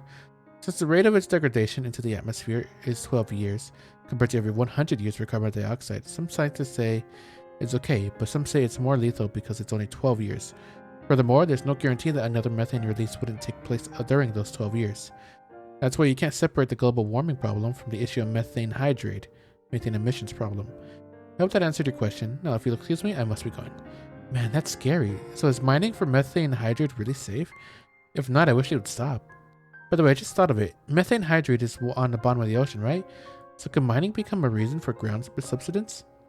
I remember hearing that dried up wells were causing some of that. There used to be a book called The Sinking of Japan that caused a big stir. But now I wonder if it would really happen. It's definitely not safe, no. Even the greatest computer breaks down sometimes, and even the most brilliant person makes a mistake. Nothing is perfect in this world, unfortunately. Are safe food really good? I guess the recent trend is in health food, huh? It even looks like allergy-eliminating food is served for school lunches. But the thing is, they say they're safe to eat, but is it really true? It's like living inside a sterile environment, isn't it? What are we going to do if there's a disaster and we all are forced to eat unsanitary food? I'm afraid our immunity will get lowered and we'll have a huge outbreak of diseases or something. They say modern people are susceptible to small environmental changes. It's really scary. As for me, I couldn't live without an air conditioner. I set it to 65 in the summer and 85 in the winter. I just love civilization, lol. And Dudeka, what kind of temperature setting is that? That's the kind of thinking that causes global warming. Young people these days are so soft. Antonora, why don't you try organic vegetables? If you have a hard time buying them, you can easily grow carrots, peppers, or cucumbers in a large planter. If you live in a house and have space for a garden, I strongly recommend sweet potatoes.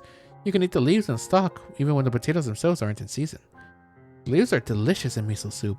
As for the stalk, you should rinse them thoroughly, slice them, and simmer in soy sauce, or use it in a stew. Try it out. It's true that just being sterile doesn't make something a health food. I think I'll try growing those sweet potatoes. I'm afraid of growing cucumbers and peppers at home, but carrots? It sounds kind of hard. You can grow carrots at home for sure, but if you want to grow big carrots like you see at the supermarket, you can't do it in a planter. We use plastic buckets with holes punched in for draining. If you don't mind mini carrots, planters are great. Using plastic buckets, huh? Thanks, I'm going to try that. Silly, you sound like a great wife. Well, I'm still single, you know. Home gardening is just a hobby of mine. Oh my, Stella. Oh, what a waste, Wasilla. I know you make a great wife for someone. Come on, Antonora. She literally just said she's single. Come on, you can garden together. It's right there. Omega rice. It's sad eating dinner all by yourself. Good evening, this is Omega rice. I'm the worst cook in the whole world. I went to cooking classes, but the teacher there sighed at me. When I went camping with Leader and the others, they kicked me out of the cooking area. So I eat out every day. In the morning, I have a calorie bar. For lunch, I eat the lunch special at a nearby Chinese restaurant. For dinner, I have a bento box of bread from the convenience store. On the weekends, I get all 3 meals from the supermarket. The other day, I bought elimination food for the first time. I always wonder what it was every time I go to the market. I ate it having high hopes, but wow, it was terrible. How could this be hip? Talk about disappointing. If anyone knows of any good tasting allergy elimination food, please tell me. Or are allergy elimination foods bound to be terrible? I don't know where I should start with. Before you start eating elimination food, I think you should try changing your eating habits. If you keep eating on such an unhealthy diet, you'll get some kind of weird illness. Yeah, your cooking skill was out of this world, butt rice. Okay. The better known brands taste good, although they're a bit expensive. I love the stews from Martina's Best. Don't call me butt rice, it's Omega rice. Oh, Om rice. I thought that was the Omega symbol. Om rice, I guess.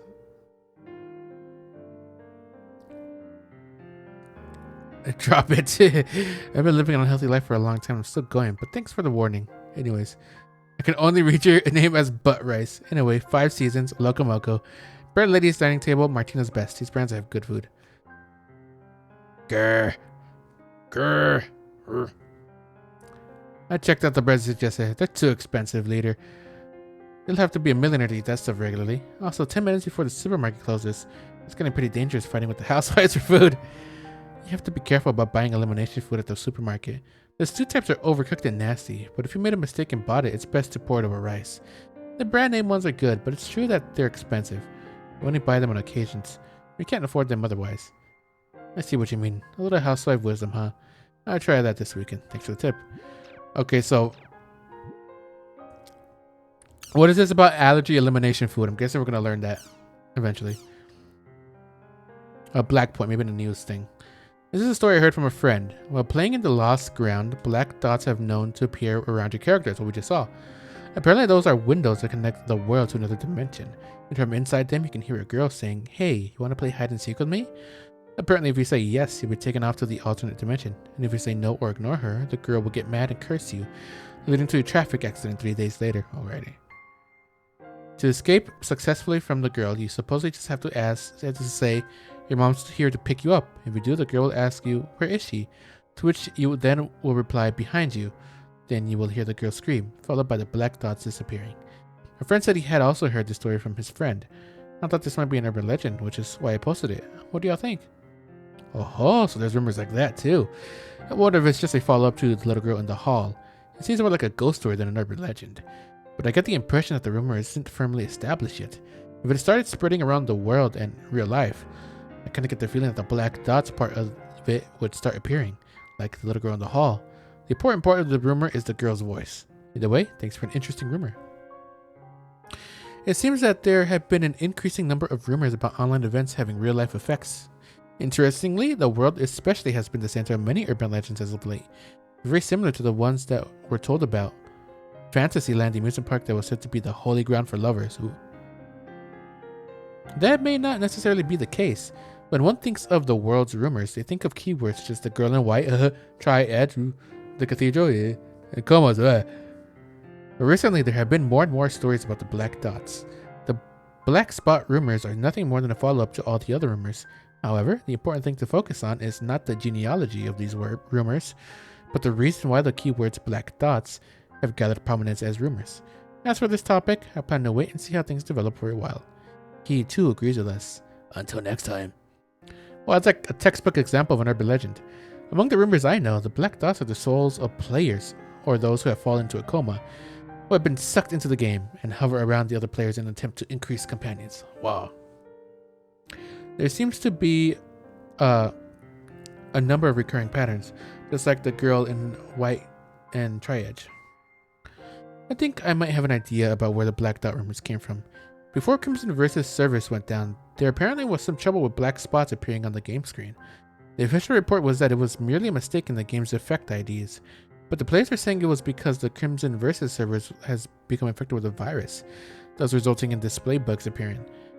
It's not a far cry to say that the spots talked about could pass for the dots we're talking about here, not to mention both of them are black. So, do you see where I'm going? Judging from the time the rumors began, that theory is impossible. The period in which black spots were spotted in Crimson Versus was a very brief period of time, right before the servers went down about 6 months ago. In contrast, the black dot rumors have been around since the beta service release for the World R2. Those rumors just never spread very far. That's why the rumors had to have come from somewhere else. At the moment, I happen to be investigating that very area. If I find anything else, I'll be sure to post it here. To Encephalon, I sent you some new rumors via email. Looking forward to your analysis and eventual post. Understood. He too is fired up. We'll get right down to it. Oh, I had no idea. Sorry for jumping to conclusions. Good evening. I'm Oshino8Cs. You seem to be having a very interesting discussion. I've also heard the rumors about the black dots. However, the rumor I heard wasn't about black dots, but about black windows. The only thing different was that specifically was said to come from beyond the window. The fact that something came from beyond the dots, it of itself is exactly the same. Very interesting indeed. This is the first type that I've heard. This is the first of this type that I've heard. One of these rumors began to deteriorate somewhere. Names most common is black dots. After that, we have black windows and black doors. Rumor pattern, first stage is the actual contact with the black dots. The second stage is the occurrence of harm. Example, being PK'd by triads. Your real life self and your game character switch places. However, there are also rumors where non-harmful phenomenon have been said to occur, meaning a deceased friend/relative in the second stage. The rumor the black dots themselves are also causing harm is something that came up recently.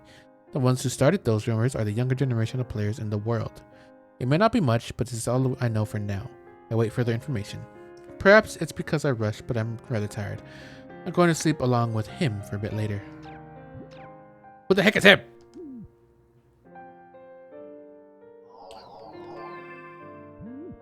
Alright, we got some news to read.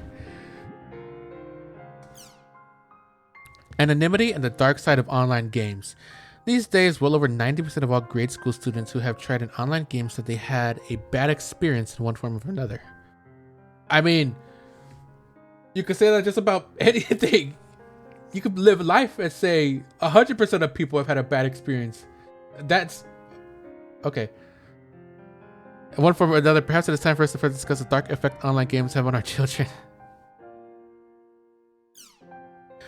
The more children are captivated by video games, the more parents worry. There have been times when TV, movies, and even books were said to be influencing our children in negative ways. However, with online games, children are interacting with a large, indefinable number of people in real time, providing a clear divisive line from the previous examples. With TV and movies, age-restrictive ratings and parental supervision can and should be used, but online, it is impossible to control the voices of the other players that these kids are exposed to. A new report says that well over 90% of all grade school students who have tried an online game said that they had a bad experience in one form or another.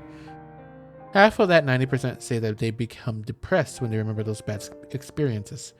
We should all discuss the ill effects of allowing our young, socially developing children to play these games which involve complex human interactions under a veil of anonymity.